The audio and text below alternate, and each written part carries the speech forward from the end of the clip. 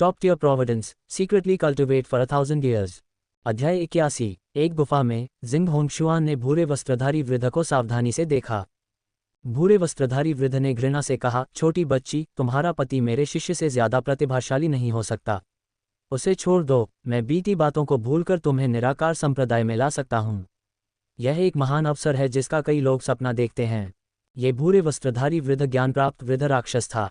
जिंग होंगशुआन दशकों पहले एक साधना तकनीक सीखने के लिए संयोगवश इस गुफा में आई थी। उसकी मुलाकात ज्ञान प्राप्त वृद्ध राक्षस से हुई थी। हालांकि दोनों ने केवल एक दूसरे को सिर हिलाया था और ज्यादा बात नहीं की थी। बाद में जब ज्ञान प्राप्त वृद्ध राक्षस चले गए तो जिंग होंगशुआन भी जैद शुद्ध संप्रदाय में लौट आए। हाल ही में जिंग होंगशुआन को लगा कि कुछ कमी रह गई है, इसलिए वह इस रहस्यलोक में वापस लौट आए और दिव्य तकनीक की साधना जारी रखने के लिए ये गुफा ढूंढ ली। संयोग से ज्ञान प्राप्त वृद्ध राक्षस वापस लौट आया। उसे यह जानकर आश्चर्य हुआ कि वह पहले ही इस तकनीक में निपुण हो चुकी थी और उसे अपना शिष्य बनाना चाहती थी। जिंग होंगशुआन ने पहले तो उसे अस्वीकार कर दिया, लेकिन जब वह उसे बार बार परेशान करता रहा तो उसे स्वीकार करना पड़ा कि वह पहले से ही विवाहित है। ज्ञान प्राप्त वृद्ध राक्षस का साधना स्तर ऊंचा था। अपनी उंगलियों से हिसाब लगाने के बाद उसे एहसास हुआ कि जिंग होंगशुआन का विवाह होना तय नहीं था। जिंग होंगशुआन लाचारी से बस इतना ही कह पाई कि वह पहले ही उसी संप्रदाय के एक बुजुर्ग से विवाह करने के लिए सहमत हो चुकी है। इससे ज्ञान प्राप्त वृद्ध राक्षस क्रोधित हो गया। यही कारण था कि हान जुए को 4 घृणा सितारे मिले। जिंग होंगशुआन ने अपना सिर हिलाया। आपके अच्छे इरादों के लिए धन्यवाद वरिष्ठ, मैं सचमुच अपने पति को नहीं छोड़ना चाहती। दूसरी ओर हान जुए को भी स्वर्गीय कठपुतली के माध्यम से उनकी बातचीत का पता चला। हान जुए को लगा कि बिना किसी कारण के घृणा होना असंभव है, इसलिए उसने 3 स्वर्गीय कठपुतलियों से जांच शुरू की। जैसी कि उम्मीद थी, उसे यहाँ ज्ञान प्राप्त वृद्ध राक्षस मिल गया। प्रबुद्ध वृद्ध राक्षस ने असहाय होकर कहा, छोटी बच्ची, तुम्हारा महान यान तो बस एक छोटी सी जगह है। जहाँ तक जैद शुद्ध संप्रदाय की बात है, मैंने उसके बारे में कभी नहीं सुना। ये रहस्यवादी क्षेत्र कई जगहों से जुड़ा है। अगर तुम निराकार संप्रदाय में शामिल हो जाओगी तो तुम एक व्यापक दुनिया देख पाओगी। अगर तुम चाहो तो मैं तुम्हारी जानकारी छिपा सकता हूँ। इसके बारे में थोड़ी देर और सोचो। 10 साल बाद मैं फिर आऊँगा। अगर तुम चाहो तो तुम सारे रिश्ते तोड़कर यहाँ मेरा इंतजार कर सकती हो। इतना कहकर प्रबुद्ध वृद्ध राक्षस चला गया। हान जुए ने यह सुनकर मन ही मन क्रोधित हुआ। तो तुम उसे मुझसे चुराने आए हो। वह अपनी दिव्य इंद्रिय का इस्तेमाल जिंग होंगशुआन के हाव भाव देखने के लिए करने से खुद को रोक नहीं सका। प्रबुद्ध वृद्ध राक्षस के जाने के बाद जिंग होंगशुआन के चेहरे पर तिरस्कार भरा भाव था। उसने अपना सिर हिलाया और गुफा की दीवार पर साधना तकनीक का अध्ययन जारी रखा। बुरा नहीं, वह प्रलोभित नहीं हुई। संयोजी गुफा निवास के अंदर हान जुए ने अपने पारस्परिक संबंधों का उपयोग प्रबुद्ध वृद्ध राक्षस की जांच करने के लिए किया। प्रबुद्ध वृद्ध राक्षस शरीर एकीकरण क्षेत्र का 7वां स्तर, निराकार संप्रदाय का संप्रदाय गुरु, एक महान विशेषज्ञ। चूंकि आप उसके प्रिय शिष्य की भावी पत्नी के पति हैं, इसलिए वह आपसे असंतुष्ट है। यदि जिंग होंगशुआन उसके साथ जाने के लिए सहमत हो जाता है तो वह भविष्य में आने वाली सभी परेशानियों को रोकने के लिए आपको मार डालेगा। वर्तमान घृणा अंक 4 सितारे। निराकार संप्रदाय का संप्रदाय गुरु। हान जुए ने अपनी ठुड्डी को छुआ और गहरी सोच में डूब गया। थोड़ी देर बाद उसने अनुकरण परीक्षण शुरू किया, जिससे ध्यानसु का साधना स्तर शरीर एकीकरण क्षेत्र के 7वें स्तर तक बढ़ गया। उसे हराने में उसे 2 मिनट लगे। प्रबुद्ध वृद्ध राक्षस निश्चित रूप से अधिक शक्तिशाली था। मैं उसे तुरंत नहीं मार सकता। यह एक समस्या है। ऐसा लग रहा था कि उसे जल्द से जल्द शरीर एकीकरण क्षेत्र में प्रवेश करना होगा। हान जुए ने तुरंत अपनी सांस रोक ली और जल्द से जल्द सिद्ध शून्य समामेलन क्षेत्र तक पहुंचने का प्रयास किया। 5 साल बाद हान जुए अंततः सिद्ध शून्य समामेलन क्षेत्र में पहुंच गया। प्रवेश करने से पहले उसने दुर्भाग्य की पुस्तक निकाली और प्रबुद्ध वृद्ध राक्षस को 4 दिन और 4 रातों तक लगातार श्राप दिया। उसके बाद वह 10,000 दानव क्षेत्र में प्रवेश करने के लिए निकल पड़ा। 10,000 दानव क्षेत्र को साफ करने के लिए उसने सबसे पहले ताओवादी जिंगक्सू से संपर्क किया। ताओवादी जिंगक्सू ने देर नहीं की और तुरंत व्यवस्था कर दी। लीकिंगजी ने उसे निर्देश दिया था कि उसे हान जुए की सभी मांगें तुरंत पूरी करनी होंगी और लापरवाही नहीं बरतनी होगी। 4 घंटे बाद 10,000 दैत्य लोक के शिष्यों को विभिन्न पुरनियों ने खदेड़ दिया। इससे आंतरिक संप्रदाय में भारी हंगामा मच गया। लेकिन जब उन्होंने सुना कि ये देवता संहारक पुरनियों का अनुरोध था तो सभी शिष्यों का दुख दूर हो गया। शरीर एकीकरण लोक का संकट भयानक था। जब हान जुए ने अवरोध को सक्रिय किया तब भी भारी हंगामा हुआ। पुरनियां एकत्रित हुईं और विशाल दिव्य शक्ति का अनुभव किया। सभी भय से कांप रहे थे। देवता संहारक पुरनियां कितनी शक्तिशाली हैं। हंगामे को देखकर लगता है कि वे शायद पूर्वज से भी आगे निकल गए हैं। आश्चर्य मत करो, देवता संहारक पुरनियों की साधना इच्छाशक्ति की तुलना हमसे कैसे की जा सकती है। ये केवल साधना से प्राप्त नहीं किया जा सकता, उनकी प्रतिभा निश्चित रूप से जैड शुद्ध संप्रदाय में सबसे प्रबल है। देवता संहारक पुरनियों के साथ जैड शुद्ध संप्रदाय आज जितना शक्तिशाली हो गया है, सबसे ज़रूरी बात यह है कि उसने अपना अधिकार मजबूत नहीं किया। ये सराहनीय है। बुजुर्गों की चर्चा सुनकर ली किंगजी ने अपना सिर ऊंचा किया मानो शेखी बघार रहा हो। गुवान युगान के चेहरे पर एक जटिल भाव था। उसने दूर से उस भयावह दृश्य को देखा, उसकी आंखें विस्मय से भरी थीं। इस बिंदु पर उसने हान जुए को बिल्कुल भी दोष नहीं दिया। इसके बजाय उसने हान जुए को अपना लक्ष्य बनाकर साधना शुरू कर दी। दुर्भाग्य से उनके बीच की दूरी बढ़ती ही गई। शायद एक दिन वह एक सच्चा अमर बन जाए, गुवान युगांग ने मन ही मन सोचा। अल्पविराम। एक बंजर जमीन पर एक अर्धनग्न आदमी हवा में बैठा था। आकाश से अनगिनत बिजली की कौंधें उतरीं और उसके शरीर से लिपट गईं। ये व्यक्ति जोहूफान था। कुछ ही दूरी पर मोफूचो और बैंगनी रंग की पोशाक पहने एक महिला साथ साथ खड़े थे। इतने सालों बाद जोहूफान और मोफूचो अब युवा और अपरिपक्व नहीं रहे। वे परिपक्व हो गए थे और उनका आभामंडल और भी शक्तिशाली हो गया था। विपत्ति के दौरान जोहूफान के शरीर का दृश्य प्रभाव था। ये किसी प्राचीन देवता के पवित्र शरीर जैसा था, अविनाशी। अपनी पीठ पर तलवार लिए मोफूचो में एक राक्षसी आभा थी। उसने पूछा, वरिष्ठ, मेरे कनिष्ठ भाई के साथ आपका क्या रिश्ता है? आप इतने उदार कैसे हो सकते हैं? बैंगनी वस्त्रधारी महिला ने न केवल जोहूफान को पुनर्जीवित किया था, बल्कि उसकी साधना में भी मदद की थी। उसके मार्गदर्शन में जोहूफान की शक्ति आसमान छू रही थी। अब जोहूफान नवजात आत्मा क्षेत्र में प्रवेश कर रहा था। वास्तव में उसकी शक्ति पहले से ही एक नवजात आत्मा क्षेत्र के साधक के बराबर थी, क्योंकि उसने पहले खुद एक साधक को मार डाला था। तुम्हारा ये छोटा भाई मेरे पिछले जन्म में मेरे साथ रहने के लिए नियत था। उसने मुझे एक बार बचाया था, मैं अब भी उसका ऋणी हूँ। पिछला जन्म। मोफूचो उत्सुक हुए बिना नहीं रह सका। बैंगनी वस्त्रधारी महिला ने उदास होकर कहा, इसकी बात करें तो यह अभी भी उसकी नियति है जो शक्तिशाली है। उसे पहले मिले अवसरों ने उसे पर्याप्त शक्तिशाली बना दिया है। मैं बस इस स्थिति का फायदा उठा रही हूँ। भविष्य में वह दुनिया में तूफान मचा देगा। शायद वह फिर से महायान क्षेत्र में पहुंच जाए। फिर से। मोफूचो मन ही मन चौंक गया। क्या ऐसा हो सकता है कि जोहूफान अपने पिछले जन्म में महायान साधक रहा हो? वह सफल होने वाला है। मुझे भी जाना होगा। उसे बचाने के लिए मैंने अपनी बड़ी बहन से एक उपकार मांगा था। मुझे उसे चुकाना होगा। बैंगनी वस्त्रधारी महिला ने अपना सिर हिलाया। ये कहकर वह मुड़ी और जाने के लिए तैयार हो गई। मोफूचो ने जल्दी से पूछा, क्या मैं बड़ी बहन की दाव उपाधि मांग सकता हूँ? भविष्य में हम उसका बदला कैसे चुकाएंगे? बैंगनी वस्त्रधारी महिला उछल पड़ी। उसके पैरों के नीचे एक बादल प्रकट हुआ जो उसे क्षितिज की ओर ले गया। उसकी आवाज़ मोफूचो के कानों में पड़ी, ये बेहतर है कि तुम मेरी दाव उपाधि न जानो, वरना तुम मुसीबत में पड़ जाओगे। मैं तुम्हें बस इतना बता सकती हूँ कि मेरा उपनाम जुबान है। जुबान। मोफूचो ने भौहें चढ़ाईं। पीछे मुड़कर सोचा, उसने जुबान उपनाम वाले किसी शक्तिशाली साधक के बारे में पहले कभी नहीं सुना था। उसने फिर जोहूफान की ओर देखा। 10,000 दानव लोग। 10 दिन और 10 रातों के कष्टों से पार पाने के बाद हान जुए आखिरकार सफल हो गया। शारीरिक एकीकरण क्षेत्र। वह आखिरकार शारीरिक एकीकरण क्षेत्र में पहुंच गया था। वह बेहद उत्साहित था। पता चला कि आप शारीरिक एकीकरण क्षेत्र में सफलतापूर्वक पहुंच गए हैं। आपके पास निम्नलिखित विकल्प हैं। 1. तुरंत बाहर आएं और दुनिया को दिखाएं कि आप कितने शक्तिशाली हैं। आप एक अलौकिक खजाना और एक रहस्यमय शक्ति विरासत में प्राप्त कर सकते हैं। 2. एकांत में साधना जारी रखें। शांत वातावरण में साधना करें। लक्ष्य दुनिया में सबसे शक्तिशाली बनना है। आप एक प्राकृतिक खजाना प्राप्त कर सकते हैं। हान जुए ने बिना किसी हिचकिचाहट के दूसरा विकल्प चुना। अब बाहर आओ। नामुमकिन। हान जुए पहले ही एक महायान क्षेत्र के साधक के संपर्क में आ चुका था। उसके विचार से अगर वह स्वयं महायान क्षेत्र में न पहुंचता तो यह निश्चित रूप से खतरनाक होता। वरना जोहूफान अपने पिछले जन्म में क्यों मरता? इस दुनिया में महायान क्षेत्र भी शायद सुरक्षित न होता। आपने अपना एकांतवास जारी रखने और कम प्रोफाइल में साधना करने का विकल्प चुना। सांसारिक दुनिया से दूर रहें और एक प्राकृतिक खजाना प्राप्त करें। पृथ्वी अमरलौकी के बीज प्राप्त करने के लिए बधाई। पृथ्वी अमरलौकी का बीज, यह 1000 साल में खिलता है और 10,000 साल में फल देता है। इसे खाया जा सकता है या धर्म के खजानों को परिष्कृत करने के लिए इस्तेमाल किया जा सकता है। अगर फल को लंबे समय तक पोषित किया जाए तो यह स्वतः ही धर्म का खजाना बन सकता है और जीवन को जन्म दे सकता है।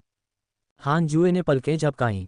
पृथ्वी अमर लौकी के बीज को देखकर सबसे पहले उसके मन में कैलाबाश बंधु एक आए। इसके बाद चीनी पौराणिक कथाओं में प्रसिद्ध कौनिक लौकी का विचार आया। हान जुए ने अपनी साधना को सुदृढ़ करना जारी रखा और अपने गुण पटल को खोला।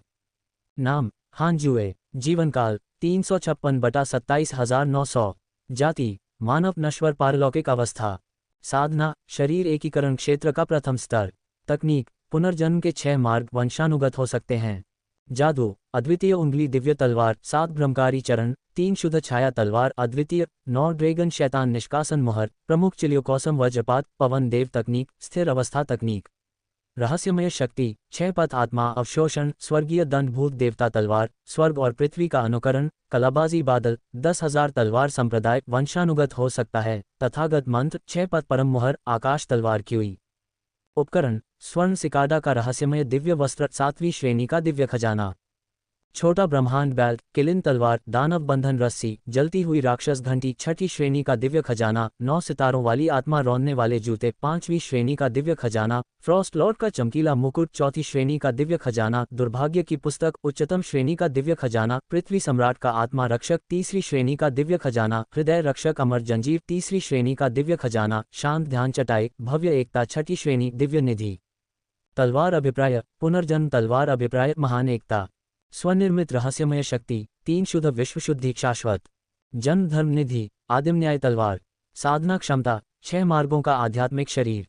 इसमें वायु अग्नि जल पृथ्वी काष्ठ और वज्र की उत्कृष्ट साधना क्षमताएं समाहित हैं। कुछ हद तक प्रोविडेंस बढ़ाता है। संयोग प्रोविडेंस इस प्रकार है। अद्वितीय अमर सौंदर्य सर्वोच्च आकर्षण। नियत तलवार प्रेमी सर्वोच्च तलवार दाव योग्यता सर्वोच्च तलवार दाव सीखने की क्षमता। अद्वितीय गति तकनीक सर्वोच्च गति तकनीक योग्यता। अमर सम्राट का वंशज खेल शुरू होने के बाद आपको एक अद्वितीय साधना तकनीक प्राप्त होगी। पारस्परिक संबंधों की जांच करें। 900 वर्ष अद्भुत। पुनर्जन्म के 6 मार्गों की तकनीक से जैसी अपेक्षा थी। किसी का साधना क्षेत्र जितना ऊंचा होता उसकी आयु उतनी ही तेजी से बढ़ती। हान जुए अब अहंकारी हो गया था। साधना में वृद्धि की तुलना में आयु में वृद्धि बेहतर लग रही थी। हान जुए को सुरक्षा का अधिक एहसास हुआ।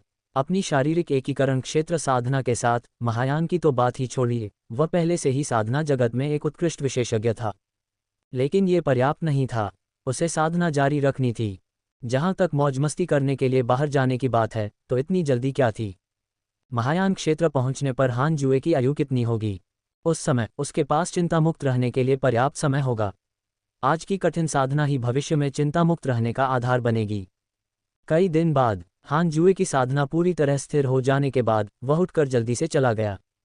उसने परेशानी से बचने के लिए दूर से ही बड़ों का अभिवादन नहीं किया। बड़ों को कोई आपत्ति नहीं हुई, बल्कि उन्होंने उसकी और भी अधिक प्रशंसा की। जैसा कि देवता संहारक बुजुर्ग से अपेक्षित था, उसका दाव हृदय सचमुच दृढ़ था। यदि ऐसा व्यक्ति अमर नहीं बनता तो कौन अमर बनने के योग्य है। संयुक्त गुफा निवास के प्रवेश द्वार पर लौटने के बाद हान जुए की मुलाकात जिंग होंगशुआन से हुई। काला नरक मुर्गा उसके पास था, उससे बातें कर रहा था। काला नरक मुर्गा अब अपनी इच्छानुसार फैल और सिकुड़ सकता था। अब उसका आकार लगभग एक सामान्य मुर्गे जितना था। जुन चांगोन अभी भी फुसांग वृक्ष के नीचे ध्यान कर रही थी। जिंग होंगशुआन के पास जाने की हिम्मत नहीं जुटा पा रही थी। जैसे ही उसने उसे देखा, जिंग होंगशुआन तुरंत उस पर टूट पड़ी। पति, क्या तुम आगे निकल आए? जिंग होंगशुआन ने उत्साह से पूछा।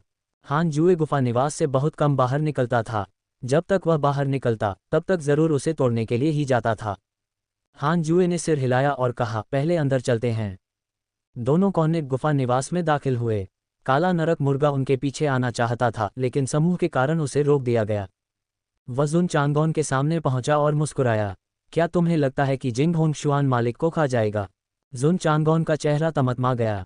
शायद। काले नरक मुर्गे की बातें सुनकर जुन चांगोन को अचानक अपनी प्रेमिका का ख्याल आया और उसके दिल में एक छोटी सी लौ जल उठी। धिक्कार है, क्या ये घटिया मुर्गा जानबूझकर ऐसा कर रहा है? ये वाक्य बहुत ही दर्दनाक था। जुन चांगोन का दिल, जो कुएं की तरह सूखा था, फिर से हिल उठा। प्रेम के कष्ट की मुहर ढीली पड़ने लगी। हालांकि मेरे मालिक को बाहर जाना पसंद नहीं है, फिर भी हमेशा कुछ औरतें उन्हें ढूंढने आती हैं और उन्हें खाना चाहती हैं। तुम्हें क्या लगता है अगर वे एक ही कमरे में अकेली हों तो क्या होगा? क्या हमारे मालिक को कोई खतरा होगा? जुन चांगोन ने उसे घूरा और गाली दी, दफा हो जाओ, खेती करो। काला नरक मुर्गा उदास था। इस बच्चे को क्या हो गया है? कैसा गुस्सा। कोनिक गुफा निवास के अंदर जिंग होंगशुआन हान जुए के सामने खड़ी थी और प्रबुद्ध वृद्ध राक्षस के बारे में बात करते हुए और भी क्रोधित हो गई। वह उस बुजुर्ग के अहंकारी रवैये से नाखुश थी, मानो जैड शुद्ध संप्रदाय कोई सुदूर गांव हो और हान जुए कोई नश्वर प्राणी हो। हान जुए मुस्कुराए और पूछा, उसने जो कहा वह सच है? क्या तुम मोह में नहीं पड़ गए? जिंग होंगशुआन बैठ गई और मुस्कुराते हुए बोली, ऐसा कैसे हो सकता है? मैं तुम्हें परेशान करती रहूंगी। मेरा पति जरूर अमर हो जाएगा। मैं अभी भी तुम्हारे उठने का इंतजार कर रही हूँ। बोलते हुए उसने अपनी आस्तीन से गोलियों की एक शीशी निकाली और कहा, मुझे ये शीशी रहस्य लोक में मिली थी। आत्मा क्यूई बहुत शक्तिशाली है। मैंने इसे सिर्फ सूंघा था और मेरा स्वर्णिम कोर अस्थिर हो गया। इसलिए यह मुझे शोभा नहीं देता। ये तुम्हें, मेरे पति, शोभा देना चाहिए। हान जुए ने बोतल ली और उसे खोला। स्पिरिट क्यू वाकई प्रचुर मात्रा में थी। उसने अपनी 6 पथों वाली आत्मिक ऊर्जा उसमें डाल दी। कोई खतरा नहीं था। हाँ, शुक्रिया। हान जुए मुस्कुराया। जिंग होंगशुआन मुस्कुराए। कई दिनों बाद वह संतुष्ट होकर गुफा से बाहर निकली। बंजर जमीन पर डूबता सूरज खून की तरह लग रहा था और दुनिया के अंत तक जारी रहा। जोऊफान और मोफुचो एक विशाल चट्टान पर बैठे थे। सफलतापूर्वक आगे बढ़ने के बाद जोऊफान बहुत खुश था। बीच बीच में वह अपनी गर्दन घुमाकर अपने संपूर्ण शरीर की प्रशंसा करता। वरिष्ठ, पहले मुझे आपका बदला लेने दीजिए। उसके बाद मैं दुनिया को जीतने और अपना नाम बनाने की योजना बना रहा हूँ। मैं दुनिया में नंबर 1 बनना चाहता हूँ। जोऊफान ने गर्व से कहा, उसका स्वर आत्मविश्वास से भरा था। मोफुचो ने लाचारी से कहा, तुम तो सिर्फ नवजात आत्मा के क्षेत्र में हो। तुम्हारी इतनी घमंडी होने की हिम्मत कैसे हुई? जोऊफान मुस्कुराया और बोला, मैं बेवकूफ़ नहीं हूँ। मैं ज़रूर उसी साधना क्षेत्र के साधकों को चुनौती देना शुरू करूँगा। मैं उसे साबित करना चाहता हूँ कि मैं उसके लायक हूँ। कुछ दशक पहले मोफुचो और जोऊफान की मुलाकात एक महिला से हुई। जोऊफान को पहली नज़र में ही प्यार हो गया और वह उससे शादी करना चाहती थी। हालांकि वह एक शक्तिशाली पृष्ठभूमि की थी और कहती थी कि उनका साथ रहना नामुमकिन है। अगर वे प्यार में भी होते तो भी उसके पिता राजी नहीं होते। अगर वह शादी करना चाहती तो वह किसी शक्तिशाली साधक से ही शादी कर सकती थी। इन शब्दों ने जोऊफान को उत्तेजित कर दिया।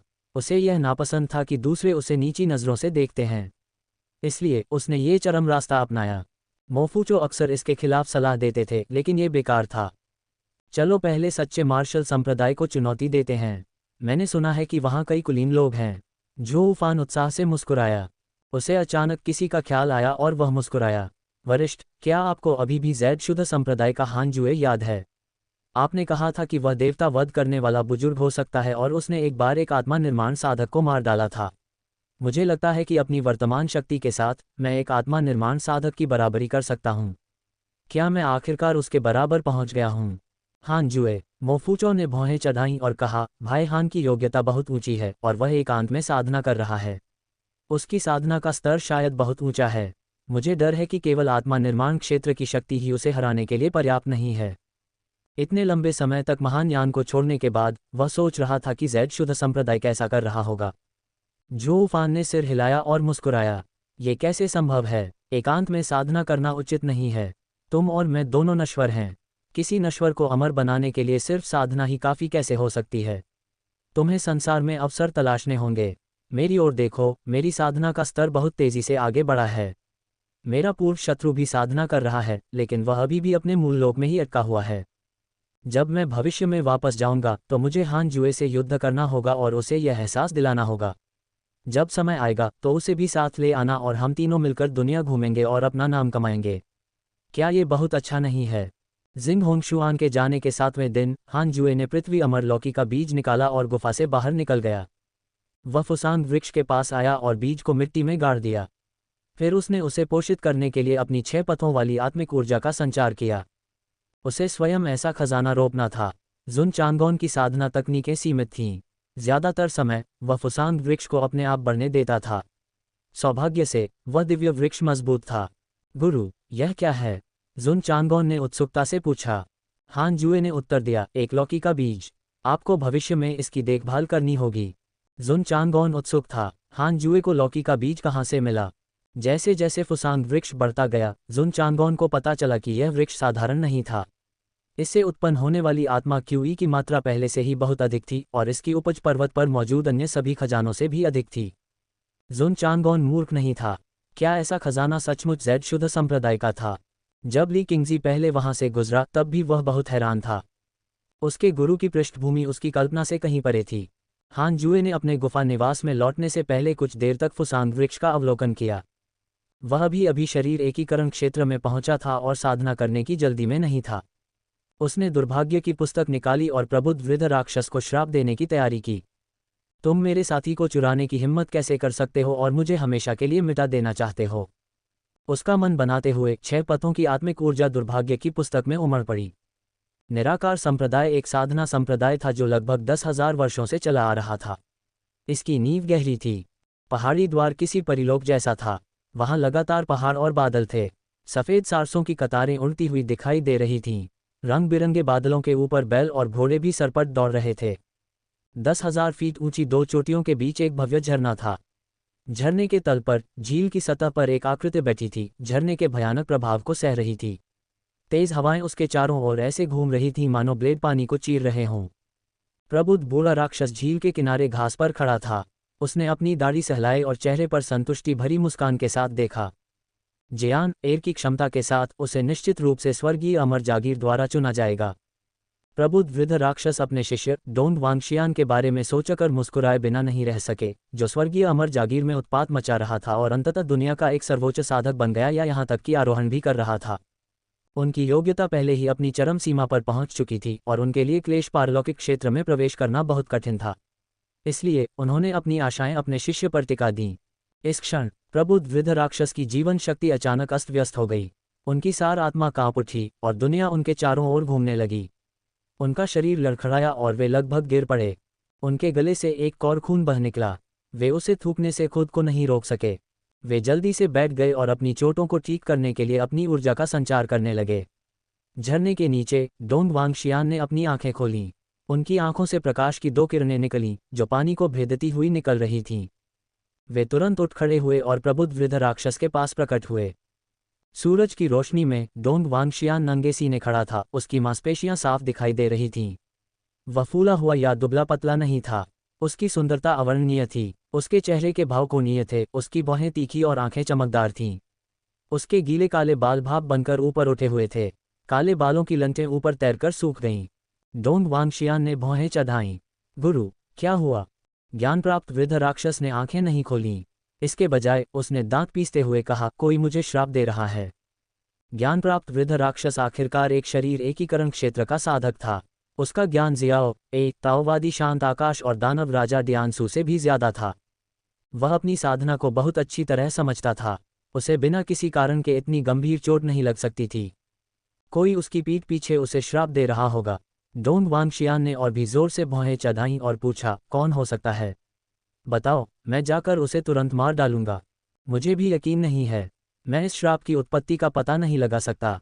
तुम्हें इसकी चिंता करने की जरूरत नहीं है। अच्छी तरह से साधना करो और जितनी जल्दी हो सके रहस्यमय शक्ति में निपुणता हासिल करने की कोशिश करो। प्रबुद्ध वृद्ध राक्षस के बोलने के बाद उसने कुछ और नहीं कहा और अपनी चोटों को ठीक करने पर ध्यान केंद्रित किया।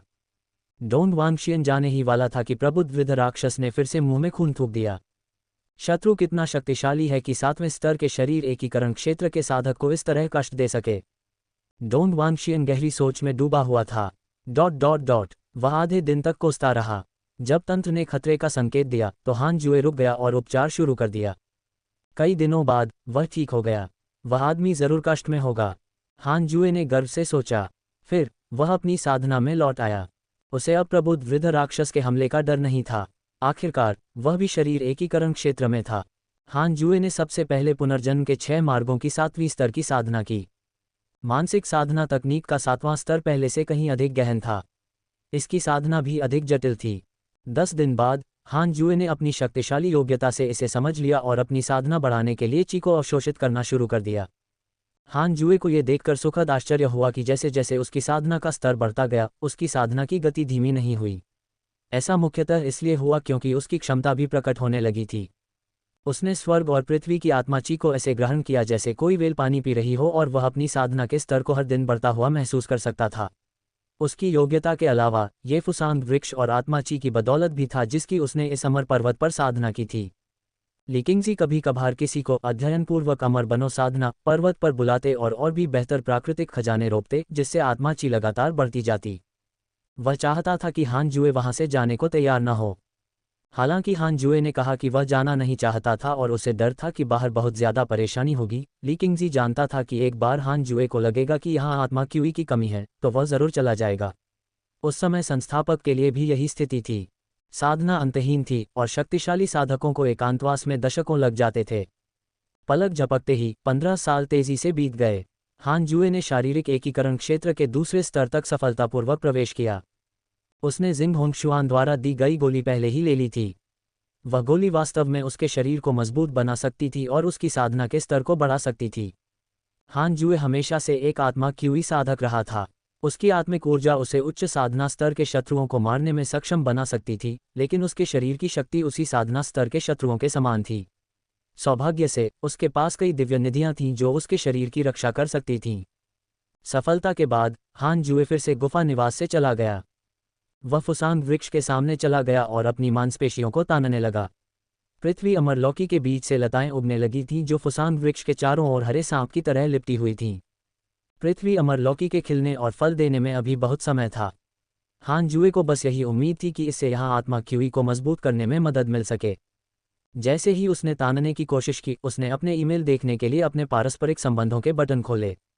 इतने सालों बाद उसे आश्चर्य हुआ कि उसके दोस्त कैसे हैं। आपके पालतू अराजक स्वर्गीय कुत्ते पर जानवरों ने हमला किया X18928। आपके शिष्य सुक्यू पर एक साथी शिष्य ने हमला किया X76। आपका शिष्य सुक्यू रसातल में गिर गया है। उसका भाग्य अज्ञात है। आपके शिष्य सुक्यू ने दुर्भाग्य फैलाया। दानव वशीकरण संप्रदाय का भाग्य क्षीण हो रहा है। पूरे संप्रदाय के शिष्यों के आंतरिक राक्षसों का सामना करने की संभावना बढ़ गई है। आपके पालतू अराजक स्वर्गीय कुत्ते पर धर्मी साधकों ने हमला किया X3422। आपके अच्छे दोस्त चांग युएर ने सूर्य और चंद्रमा को समझ लिया है। उसकी साधना बहुत बढ़ गई है। आपके अच्छे दोस्त ताओवादी नौकड़ाही पर राक्षसों ने हमला किया और वह गंभीर रूप से घायल हो गया। उसकी जान खतरे में है। आपके अच्छे दोस्त जो फैन पर एक धर्मी साधक ने हमला किया X4893। आपके अच्छे दोस्त मोफूचो पर एक धर्मी साधक ने हमला किया X4211। हान जुए मन ही मन सदमे में था। कितना दुखद। लगभग सभी को पीटा गया। सूची रसातल में गिर गई थी, शायद दानव वशीकरण संप्रदाय की वजह से। अब वे मुश्किल में थे। और अराजक स्वर्गीय कुत्ता सचमुच पागल था। वह हर जगह दुश्मनों को उकसाता था और लगातार लड़ता रहता था। हान जुए सोच ही रहा था कि अचानक जुन चांगोन बोला, गुरुजी, हाल ही में रात में फुसांग वृक्ष अपने आप हिल रहा है। क्या हो रहा है? हैरान होकर हान जुए ने पूछा, अपने आप हिल रहा है? क्या यह आत्मा बन गया है? जुन चांगोन ने अपना सिर हिलाया। उसे भी कुछ पता नहीं था। हान जुए ने अपनी दिव्य इंद्रिय से फुसांग वृक्ष की जांच की, लेकिन उसे किसी सारभूत आत्मा का आभास नहीं हुआ। अगर यह आत्मा बन गया और बुद्धि विकसित हो गई तो इसमें निश्चित रूप से एक सारभूत आत्मा होगी। हान जुए ने ध्यान से देखने का फैसला किया। फुसांग वृक्ष जरूर बीमार होगा। रात हो गई। हान जुए गुफा निवास से बाहर निकला और पाया कि फुसांग वृक्ष सचमुच हिल रहा था क्योंकि अदृश्य हाथ उसके तने को हिला रहे थे। जुन चांगोन जाहिर तौर पर थोड़ा डरा हुआ था और दूर खड़ा था। हान जुए ने कुछ देर तक देखा, फिर उसके हाव भाव अजीब हो गए। क्या ऐसा हो सकता है? फुसांग वृक्ष क्या बुला रहा था? उत्तरी यान संयुक्त गुफा निवास के अंदर दैत्य राजा ड्यानसू ने आंखें खोलीं और भौहें चढ़ा लीं। जब से वह जैड शुद्ध संप्रदाय में गया था, उसका दुष्स्वप्न समाप्त हो गया था। इसलिए उसने आज तक अपने समय का भरपूर उपयोग स्वास्थ्य लाभ के लिए किया था। लेकिन हाल ही में वह बेचैनी महसूस कर रहा था। ये बेचैनी अचानक से आ गई। उसका राक्षसी खून भी उबल पड़ा। क्या हो रहा है? क्या वह अमर मुझे फिर से नुकसान पहुंचाने की कोशिश कर रहा है? जितना वह इसके बारे में सोचता उतना ही वह दुखी होता। 2000 साल तक बंद रहने के बाद बदला लेने से पहले ही वह बुरी तरह घायल हो गया था। दैत्य राजा ड्यानसू को लगा कि उसके अधीनस्थ उस पर हंस रहे हैं। जितना वह इसके बारे में सोचता उतना ही वह निराश होता जाता। उसके दिल में एक दुष्ट आग जलती। वह सचमुच पूरे महान यान का वध करना चाहता था। भूल जाओ। उसे यह सहना पड़ा। दैत्य राजा ड्यानसू ने आह भरी और साधना जारी रखने के लिए अपनी आंखें बंद कर लीं। बादलों के सागर के ऊपर एक विशाल दर्पण जैसी झील थी। बादलों से घिरी, ये किसी पेंटिंग की तरह सुंदर थी। जुवान किंगजुन और एक बैंगनी वस्त्रधारी महिला झील के किनारे बैठे थे। बैंगनी वस्त्रधारी महिला वही शक्तिशाली आकृति थी जिसने जोहफान को बचाया था। बड़ी बहन, क्या आप ऊपर नहीं जा रही हैं? बैंगनी वस्त्रधारी महिला ने अपना सिर घुमाया और पूछा। जुवान किंगजुन ने अपनी आंखें नहीं खोलीं और जवाब दिया, अभी समय नहीं हुआ है। बैंगनी वस्त्रधारी महिला ने आश्चर्य से अपनी जीभ चटकाए। मैं वास्तव में आप सभी को समझ नहीं पा रही हूँ। आप क्लेश पारलौकिक क्षेत्र में ऊपर जा सकते थे। अब जब आप महायान क्षेत्र में पहुंच गए हैं और अपने शरीर को पूरी तरह से ऊपर उठा लिया है, तब भी आप अमर क्षेत्र में अच्छा कर सकते हैं। आप किसका इंतजार कर रहे हैं? जुवान किंगजुन ने कोई जवाब नहीं दिया, बल्कि पूछा, जोऊफान कैसी हैं? इसका जिक्र मत करो। अपने पिछले जन्म की तुलना में ये बच्चा बिल्कुल अलग इंसान है। वह बेहद अधीर है और हो सकता है कि एक दिन उसे मेरी मदद की ज़रूरत पड़े। हालांकि वह मुझ पर पूरा भरोसा करता है। हाँ, ये बच्चा हमारी योजना का एक अहम हिस्सा है। इसे मरने मत देना और इसे तुम्हारा विरोध मत करने देना। वह नहीं मरेगा। इस बच्चे को बचपन से ही प्यार की कमी थी। अगर तुम उसके साथ अच्छा व्यवहार करोगी तो वह वफादार रहेगा। इसी बात पर ज़ेड-प्यो सेक्ट में मेरा एक दाव साथी है। बड़ी बहन, आपको सचमुच एक साथी मिल गया। बैंगनी वस्त्रधारी महिला की आंखें चौड़ी हो गईं। वह तुरंत दिलचस्पी लेने लगी और उसके बारे में पूछती रही। जुवान किंगजुन ने बीती बातें याद की और मुस्कुराए। मैं जोऊफान के संप्रदाय को देखना चाहता था। मुझे उम्मीद नहीं थी कि मुझे कोई ऐसा लड़का मिलेगा जो मुझे पसंद आएगा। ये बच्चा एक तपस्वी है। इतने सालों बाद हो सकता है कि वह आत्मा निर्माण के क्षेत्र में पहुंच गया हो। बैंगनी वस्त्रधारी महिला ने आश्चर्य से कहा, क्या उसकी क्षमता जोऊफान से कम नहीं है? जरूर, मैं तुम्हें अगली बार उससे मिलवाऊंगी। हान जुए का जिक्र आते ही जुवान किंगजुन मुस्कुराए। दुनिया भर में घूमने के बाद भी उसने पाया कि हान जुए अब तक का सबसे सुंदर पुरुष था जिसे उसने कभी देखा था। उसका व्यक्तित्व भी बहुत आकर्षक था। इसी क्षण दर्पण की सतह तेजी से आग जैसी लाल हो गई। हवा का झोंका आया और गर्मी की लहरों ने बादलों के सागर को तितर-बितर कर दिया। जुवान किंगजुन और बैंगनी वस्त्रधारी महिला तुरंत उठ खड़े हुए। उन्होंने नीचे देखा और 1000 फीट के पंखों वाला एक विशाल अग्निपक्षी उड़ता हुआ दिखाई दिया। बैंगनी वस्त्रधारी महिला ने आश्चर्य से पूछा, दिव्य राक्षस जूडू? वह पौराणिक दिव्य राक्षस जो विपत्ति का प्रतीक है। जुवान किंगजुन ने भौहें चढ़ाईं। ये जूडो अभी परिपक्व नहीं हुआ है, लेकिन ये पहले से ही दुर्भाग्य की आभा से भर गया है। जरूर कोई चीज़ इसे आकर्षित कर रही होगी। छी, मुझे आश्चर्य है कि जूडो को आकर्षित करने के लिए कौन सी जगह इतनी अशुभ है। जब से उसे पता चला कि फुसांग वृक्ष हर रात हिलता है, हान जुए को बेचैनी होने लगी। उसे लगा कि यह वृक्ष किसी चीज़ को आकर्षित करेगा। क्या ये पौराणिक सुनहरा कौवा हो सकता है? नामुमकिन। क्या सुनहरा कौवा आसमान में नहीं लटका है? उसने सूरज को नीचे जाते नहीं देखा। हान जुए ने ध्यान दिया। उसने अपनी साधना पर ध्यान केंद्रित करने की हिम्मत नहीं की। कई दिनों बाद ली किंगजी मिलने आया। गुफा में प्रवेश करने के बाद वह एक कुर्सी पर बैठ गया और मुस्कुराते हुए बोला, एल्डर हान, हाल ही में ज़ेड-प्यो सेक्ट ने एक खुशी के पल का स्वागत किया है। हमें एक प्राचीन सेक्ट के खंडहर मिले हैं जिसके अंदर कई संसाधन हैं।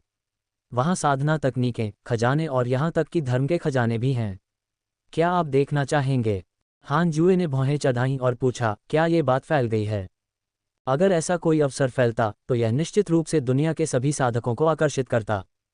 बिल्कुल नहीं, ये सेक्ट का एक रहस्य है। एल्डर गुवान पहले ही 5 एल्डर्स और 100 मुख्य शिष्यों को इसकी रक्षा के लिए ला चुके हैं। टेलीपोर्टेशन संरचना स्थापित होने वाली है। समय आने पर ज़ेड-प्यो सेक्ट के शिष्य सीधे खंडहरों में प्रवेश कर सकते हैं। ली किंगजी गर्व से मुस्कुराया। पिछले कुछ वर्षों में ज़ेड-प्यो सेक्ट लगातार विकसित हो रहा था। उन्होंने किसी भी शत्रु को नहीं भड़काया और अधिकाधिक भ्रमणशील साधक संप्रदाय में शामिल होते गए। साधना जगत के अधिकांश साधक देव संहारक वृद्ध को भूल चुके थे, लेकिन विभिन्न संप्रदायों के उच्च वर्ग अभी भी उन्हें याद करते थे। इसलिए उन्होंने ज़ेड शुद्ध संप्रदाय को भड़काने या उसके विकास को रोकने की हिम्मत नहीं की। हान जुए ने सिर हिलाया और कहा, यह अच्छी बात है। मैं नहीं जाऊंगा। सावधान रहना। आमतौर पर इस तरह के खंडहरों पर प्रतिबंध हो सकते हैं। मैं समझता हूँ। अगर मुझे कोई ऐसा खजाना मिलता है जो आत्मा क्यूई को बढ़ा सकता है, तो मैं किसी से उसे भिजवा दूंगा। धन्यवाद संप्रदाय गुरु, आपका स्वागत है। ली किंगजी के जल्दी से चले जाने से पहले दोनों ने कुछ देर बातचीत की।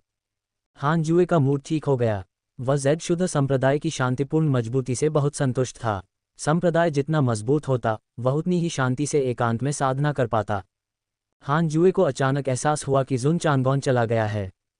उसने तुरंत अपनी दिव्य इंद्रिय का इस्तेमाल करके उसका पता लगाया और पाया कि वह आंतरिक संप्रदाय शहर की एक सराय में था। हाय, ग्रेट यान के उत्तरी भाग में आकाश में लपटें दिखाई दी जो उसे रोशन कर रही थीं। जमीन पर जमी बर्फ और बर्फ नंगी आंखों से दिखाई देने वाली गति से पिघल रही थी। अनगिनत राक्षस अपने गुफाओं से निकलकर क्षितिज की ओर देखने लगे, जिनमें दानव राजा डियानसु भी शामिल था। जैसे ही दियांशु प्रवेश द्वार पर खड़ा होकर आकाश की ओर देख रहा था, आग की रोशनी उसके चेहरे पर चमक रही थी। वह चौंक गया। वह झूठू है, ये कैसे संभव है? अरे नहीं! लगभग बुरी तरह डरकर दियांशु तुरंत गुफा के निवास में प्रवेश कर गया। गुफा के प्रवेश द्वार से कीचड़ उठकर तेजी से एक पहाड़ी दीवार बन गई। दिव्य पशु झूठू ने अपने पंख फैलाए और ऊपर उड़ गया। वह पौराणिक सुनहरे कौवे जैसा था जो जमीन पर उड़ रहा था। वह जहां भी गुजरता, बर्फ पिघल जाती और झील में बदल जाती, फिर धुएं में बदल जाती। झूठू का आकार अग्निपक्षी जैसा था। उसका सिर कुत्ते जैसा और 3 पैर थे। उसके पंजे किसी खूंखार पक्षी से अलग और अजगर के पंजों जैसे थे। कुल मिलाकर वह बेहद शक्तिशाली और अजेय लग रहा था। हजारों मील लंबी बर्फ उसकी गर्मी से पिघल गई। ज़ेड-प्यो सेक्ट की दिशा में देखते हुए उसकी आंखें मशालों की तरह चमक रही थीं। ज़ेड-प्यो सेक्ट, इन अ सेक्ट इन। अतिथि कक्ष में जुन चांगोन हाथ में शराब का प्याला लिए मेज पर बैठा था। वह मुस्कुराया और बोला, कियान एर, ज़ेड-प्यो सेक्ट में आकर तुम्हें कैसा लग रहा है? मैं दशकों से इस सेक्ट में शामिल हूँ। अगर तुम्हें कोई परेशानी आए तो तुम कभी भी मुझसे मिल सकती हो। उसने खिड़की के पास एक खूबसूरत महिला को देखा। उसने हरे रंग के कपड़े पहने थे। उसके लंबे बाल उसकी कमर तक पहुंच रहे थे और उसका रंग गोरा और सुंदर था। हालांकि वह इतनी सुंदर नहीं थी कि किसी शहर का पतन कर सके, फिर भी वह एक दुर्लभ सुंदरता थी। केयान एर नाम की उस महिला ने अपने बाल कानों के पीछे किए और कहा, चांग आन, तुम्हें मेरे साथ ऐसा व्यवहार करने की जरूरत नहीं है। हमारे बीच ये सचमुच असंभव है। हो सकता है कि तुम ज़ेड-प्यो सेक्ट में अच्छा कर रहे हो, लेकिन मैं लाभ के लिए खुद को तुम्हें नहीं दे सकती।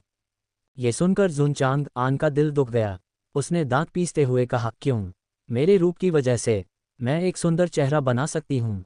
केयान एर ने मुड़कर उसकी तरफ देखा। उसकी खूबसूरत आंखें असंतोष से भरी थीं जब उसने कहा, जो असली है वो असली है। जो नकली है वो हमेशा नकली ही रहेगा। अगर मैं तुमसे प्यार करती हूँ तो चाहे समुद्र सूख जाए और पत्थर टूट जाएं, मेरा दिल कभी नहीं बदलेगा। अगर मैं तुमसे प्यार नहीं करती तो चाहे दुनिया तबाह हो जाए और सिर्फ तुम और मैं ही रह जाएं, मैं कभी तुमसे प्यार नहीं करूंगी। दिल का दर्द। जुन चांगोन ने अपने हाथ में प्याला कुचल दिया। उसकी हथेली से खून नहीं निकला, लेकिन उसके दिल से खून निकला। इसी क्षण आग की रोशनी केयान एर की पीठ पर पड़ी और एक गर्म हवा का झोंका आया। जुन चांगोन की आंखें चौड़ी हो गईं। केयान एर ने अनजाने में पलटकर देखा कि आसमान तेजी से लाल हो गया था। क्षितिज से एक सूरज तेजी से निकल रहा था।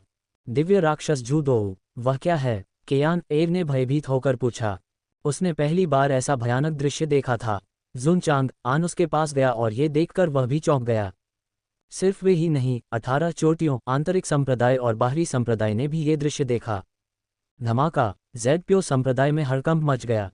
और भी ज्यादा शिष्य अपनी तलवारों पर उड़कर ऊपर आए और भयभीत होकर दूर देखने लगे। यह क्या है? यह सूरज! हे भगवान, राक्षस हमला कर रहे हैं। कितनी भयानक गर्मी है। जब यह आएगी तो क्या संप्रदाय नष्ट नहीं हो जाएगा? क्या मैं कुछ देख रहा हूँ?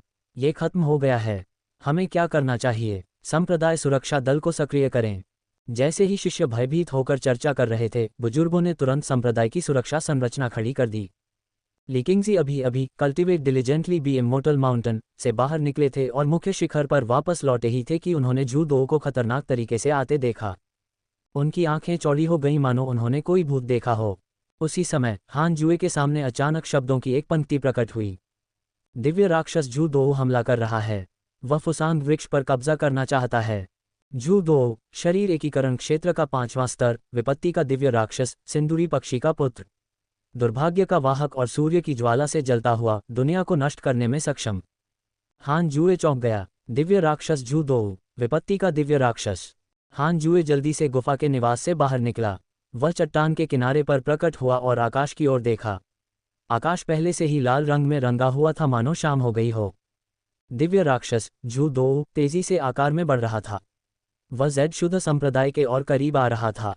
हान जुए ने भयानक गर्मी महसूस की और तुरंत ये तय कर लिया कि ज़ेड शुद्ध संप्रदाय का संप्रदाय सुरक्षा दल शायद इसका सामना नहीं कर पाएगा। जैसे ही झूदो परिश्रमपूर्वक साधना करके अमर बनो पर्वत पर उतरेगा, पर्वत पर मौजूद हर चीज राख में बदल जाएगी। इतना ही नहीं, पूरा ज़ेड शुद्ध संप्रदाय भी नष्ट हो जाएगा। गुरु, भागो! काला नरक मुर्गा हान जुए की ओर उड़कर आया और घबराकर चिल्लाया। हान जुए ने भौहें चढ़ाईं और कोई जवाब नहीं दिया।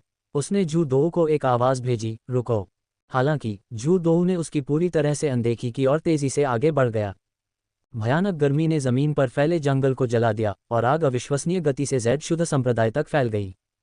उस क्षण संप्रदाय के सभी शिष्य भयभीत हो गए। लिकिंगजी अवचेतन रूप से हान जुए की मदद लेने के लिए कल्टिव डिलीजेंटली बी इमोर्टल माउंटेन की ओर उड़े।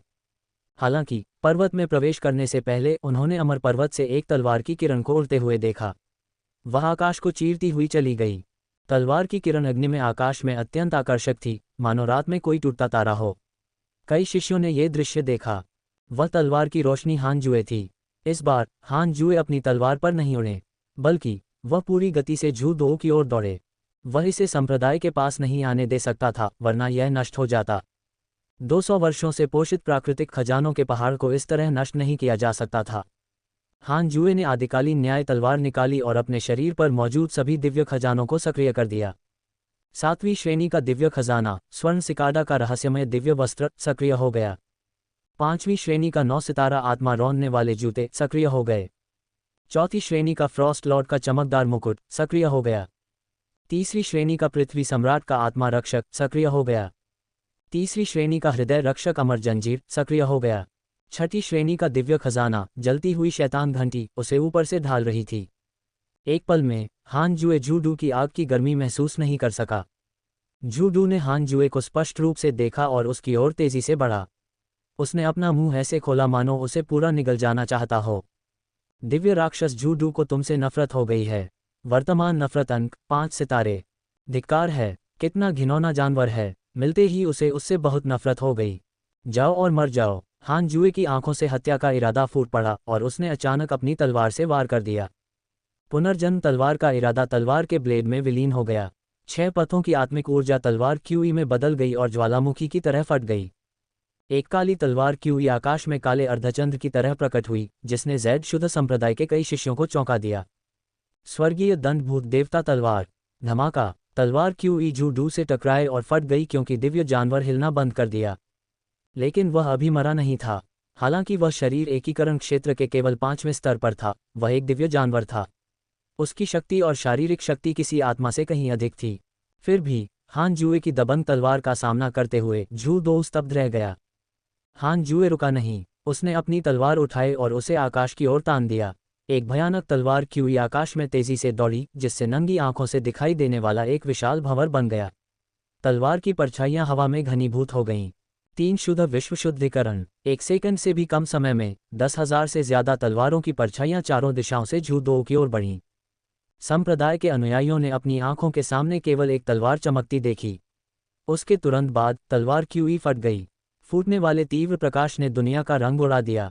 वे तब तक कांपते रहे जब तक उन्होंने अपनी आंखें बंद नहीं कर लीं। हान जुए ने पहले ही अपना सब कुछ झोंक दिया था।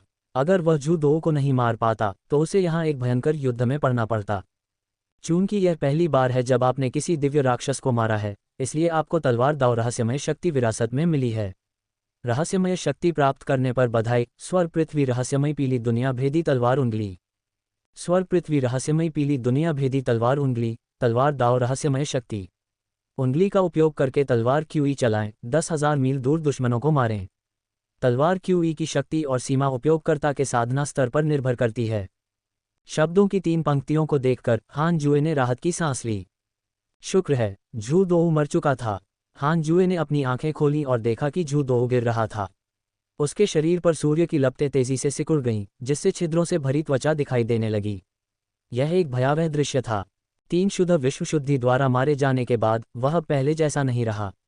वह एक विशाल रक्तरंजित शव जैसा था। धमाका। जू दो की लाश जमीन पर गिर गई।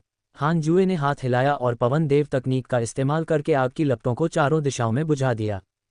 शुक्र है, ये पौराणिक सच्ची सूर्य ज्वाला नहीं थी, वरना इसे सिर्फ फूंक मारने से नहीं बुझाया जा सकता था।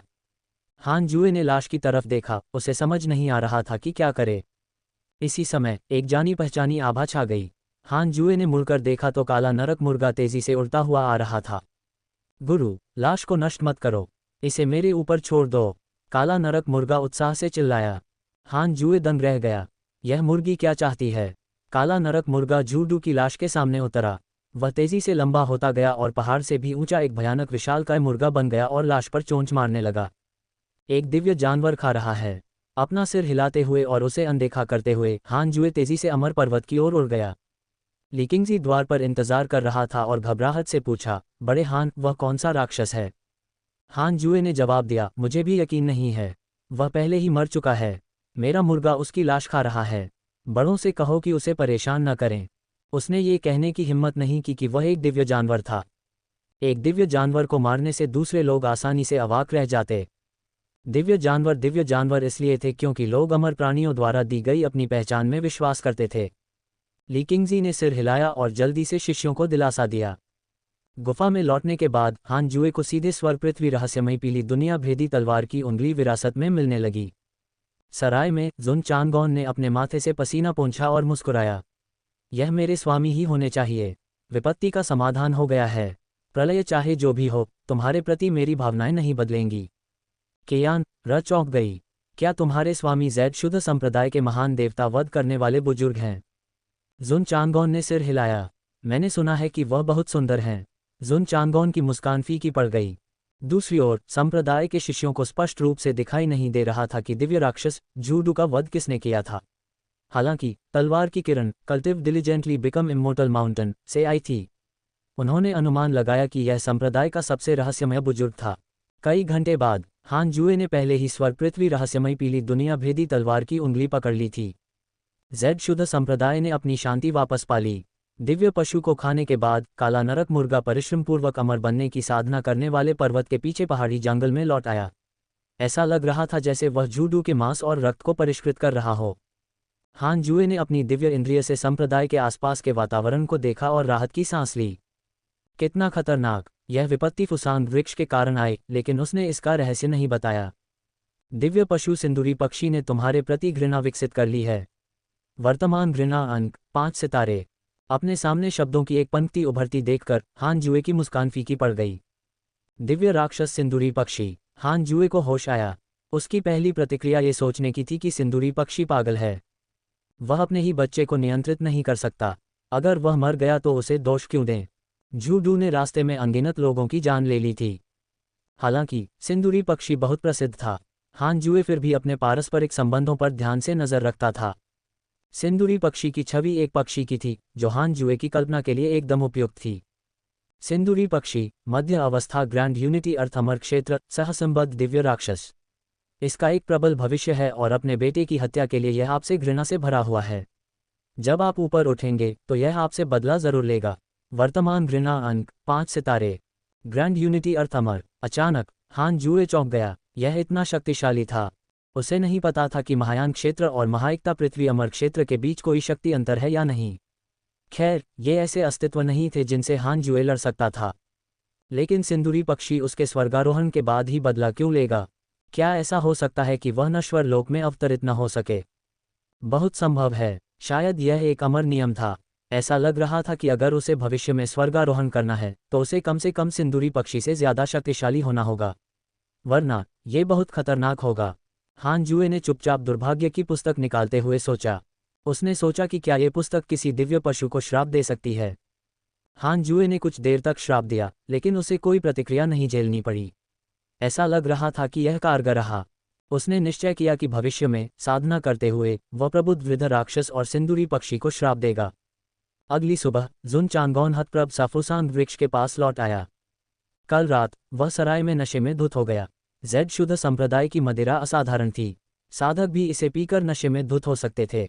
इस नशे के कारण जुन चांगॉन पूरी तरह से प्रेम क्लेश में डूब गया। हान जुए गुफा से बाहर आया और उसके सामने रुक गया। जुन चांगॉन समाधि में था और उसे उसके आने का पता ही नहीं चला। हान जुए ने भौहें चढ़ाईं और जुन चांगॉन की पृष्ठभूमि को याद किए बिना नहीं रह सका। प्राचीन आध्यात्मिक जिनसेंग का पुनर्जन्म हुआ था। पिछले जन्म में बौद्धों ने इसका पालन पोषण किया था। राक्षसी के साथ अपने भाग्य के कारण ये प्रेम के जाल में फंस गया। देवता और बुद्ध क्रोधित हुए और इसे प्रेम के क्लेशों का अनुभव करने के लिए नश्वर संसार में फेंक दिया। केवल स्वयं को पूरी तरह भूलकर और भावनाओं को त्याग कर ही वह पुनर्जन्म के दर्द से बच सकता था। यह 29वां जीवन था। जुन चांगॉन का जन्म एक साधना परिवार में हुआ था और वह अत्यंत प्रतिभाशाली था। हालांकि वह कुरूप था और कियान एर उसे पसंद नहीं करती थी।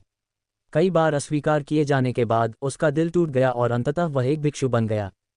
हान जुए ने अपनी दिव्य इंद्रिय का उपयोग करके जुन चांगॉन और कियान एर की बातचीत के दृश्य को कैद किया। वह दृश्य, वह मूलतः एक साधारण व्यक्ति था। नहीं, यह इंटरनेट पर एक आधुनिक शब्द था। यहाँ इसे गहरा स्नेह कहा जाता था। एक तरफा गहरा स्नेह। हान जुए को समझ नहीं आ रहा था कि जुन चांगॉन को कैसे मनाए। ये प्रेम का एक कष्ट था, वह उसे शब्दों से कैसे मना सकता था। हान जुए ने पुकारा, शिष्य। जुन चांगॉन एक पल के लिए स्तब्ध रह गया। उसे देखते ही वह धीरे से उठा और हान जुए के सामने घुटनों के बल बैठ गया। उसकी भावनाएं अचानक भड़क उठीं और वह चिल्लाया, गुरु, मुझे बहुत बुरा लग रहा है। न जाने क्यों हान जुए को झूबाजी एक की याद आ गई। दोनों में एक जैसी विशेषताएं थीं। वे दोनों ही बदसूरत थे। हान जुए ने आह भरी और कहा, शिष्य, स्त्री पुरुष के रिश्ते कटु होते हैं। यही कारण है कि मैं एकांत में रहा हूं। लेकिन क्यों? इतनी सारी सुंदरियां अपने आप आपके पास क्यों आएंगी? मुझे तो बस एक ही स्त्री पसंद है। लेकिन वह। जुन चांगॉन फूट फूट कर रोई। पहाड़ पर आधे रास्ते में एक सोता हुआ काला नरक मुर्गा लुढ़क गया। बेवकूफ, क्या तुम ठीक से साधना नहीं कर सकते? वह बड़बड़ाया। जूडो खाने के बाद वह साफ तौर पर अपने वंश में बदलाव महसूस कर सकता था। उत्साहित होकर उसे लगा कि वह बहुत ताकतवर हो जाएगा। वह तो अराजक स्वर्गीय कुत्ते के वापस आने और उसे चुनौती देने का भी इंतजार करने लगा। ओह कुत्ते, मैं तुम्हें बता दूंगा कि तुम्हारे पिता कितने शक्तिशाली हैं। दूसरी ओर जुन चांगॉन के सवाल का सामना करते हुए हान जुए ने शांति से कहा, यह सिर्फ इसलिए है क्योंकि मैं शक्तिशाली हूं। इस दुनिया में ताकतवरों का सम्मान किया जाता है। अगर तुम्हारी साधना दुनिया में सबसे अच्छी है तो वह औरत तुमसे प्यार कैसे नहीं करेगी? तुम्हारी साधना औसत दर्जे की है और तुम अच्छे नहीं दिखते। वह तुमसे क्या चाहती है? तुम्हारी ईमानदारी। ईमानदारी दुनिया की सबसे बेकार चीज़ है। मैंने तुम्हें जो बेरहम उड़ती तलवार सिखाई है उसे साधो। ये तकनीक तुम्हें दुनिया में नंबर 1 बनने में मदद कर सकती है। ये सुनकर जुन चांगॉन ने ऊपर देखा। उसका चेहरा, जो बलगम और आंसुओं से सना हुआ था, और भी बदसूरत हो गया। हान जुए ने घृणा से लगभग अपना सिर घुमा लिया। उसे अचानक कियान एर की बात समझ में आ गई। हालांकि ये सब देवताओं और बुद्धों की गलती थी। उन्होंने जानबूझकर जुन चांगॉन को इतना बदसूरत बनाया था। हान जुए ने जुन चांगॉन का रूप बदलने की कोशिश की थी, लेकिन उसने जल्दी ही अपना बदसूरत चेहरा ठीक कर लिया। ये बहुत अजीब था। जुन चांगॉन की आंखें चौड़ी हो गईं। सच में, मैं तुमसे झूठ क्यों बोलूंगी? अगर कोई और ऐसा कहता तो जुन चांगॉन निश्चित रूप से उन पर विश्वास नहीं करता। लेकिन चूंकि वह हान जुए था, इसलिए उसने उस पर विश्वास कर लिया। इस समय हान जुए वास्तव में सबसे शक्तिशाली अस्तित्व था जिसे वह जानता था। हान जुए के प्रति जिंग होंगशुआन के रवैये के बारे में सोचकर जुन चांगॉन तुरंत भड़क उठी। निर्दयी उड़ती तलवार, मुझे अंत तक इसकी साधना करनी होगी। हान जुए ने ज्यादा कुछ नहीं कहा। कुछ शब्द अर्थहीन थे। उसने जो कहा वह पूरी तरह सच नहीं था। मनुष्य बहुत ही विरोधाभासी अस्तित्व हैं। जब वे कमज़ोर होते थे तो वे ईमानदारी को तुच्छ समझते थे और केवल मजबूत बनना चाहते थे। लेकिन जब वे मजबूत होते थे तो वे ईमानदारी का पीछा करते थे। हान जुए काले नरक मुर्गे को ढूंढने पहाड़ से नीचे उतरा। ये पुष्टि करने के बाद कि वह ठीक है, वह कॉर्नेट गुफा निवास में लौट आया। सिंदूरी पक्षी से घृणा होने के बाद हान जुए को फिर से ज़रूरत का एहसास हुआ। हालांकि पक्षी अभी नीचे नहीं आ सकता था, लेकिन क्या होगा अगर वह भविष्य में नीचे आ सके? उसे जल्दी करना था और मजबूत बनना था। 3 साल बाद दिव्य राक्षस जूडू द्वारा जैड शुद्ध संप्रदाय पर हमला करने का मामला सुलझ गया था। संप्रदाय में बहुत कम लोगों ने इसके बारे में बात की, लेकिन इसने साधना जगत में हलचल मचा दी। जब जूडू ने महान यान पर कब्जा किया तो वह दृश्य बहुत प्रभावशाली था। कई लोगों ने इसे देखा। जैड प्यो सेक्ट में विभिन्न संप्रदायों के जासूस भी थे। जब उन्हें पता चला कि जूडू को देवता वध करने वाले बुजुर्ग ने तुरंत मार डाला है तो वे इतने भयभीत हो गए कि उन्होंने कोई भी बुरा इरादा रखने की हिम्मत नहीं की।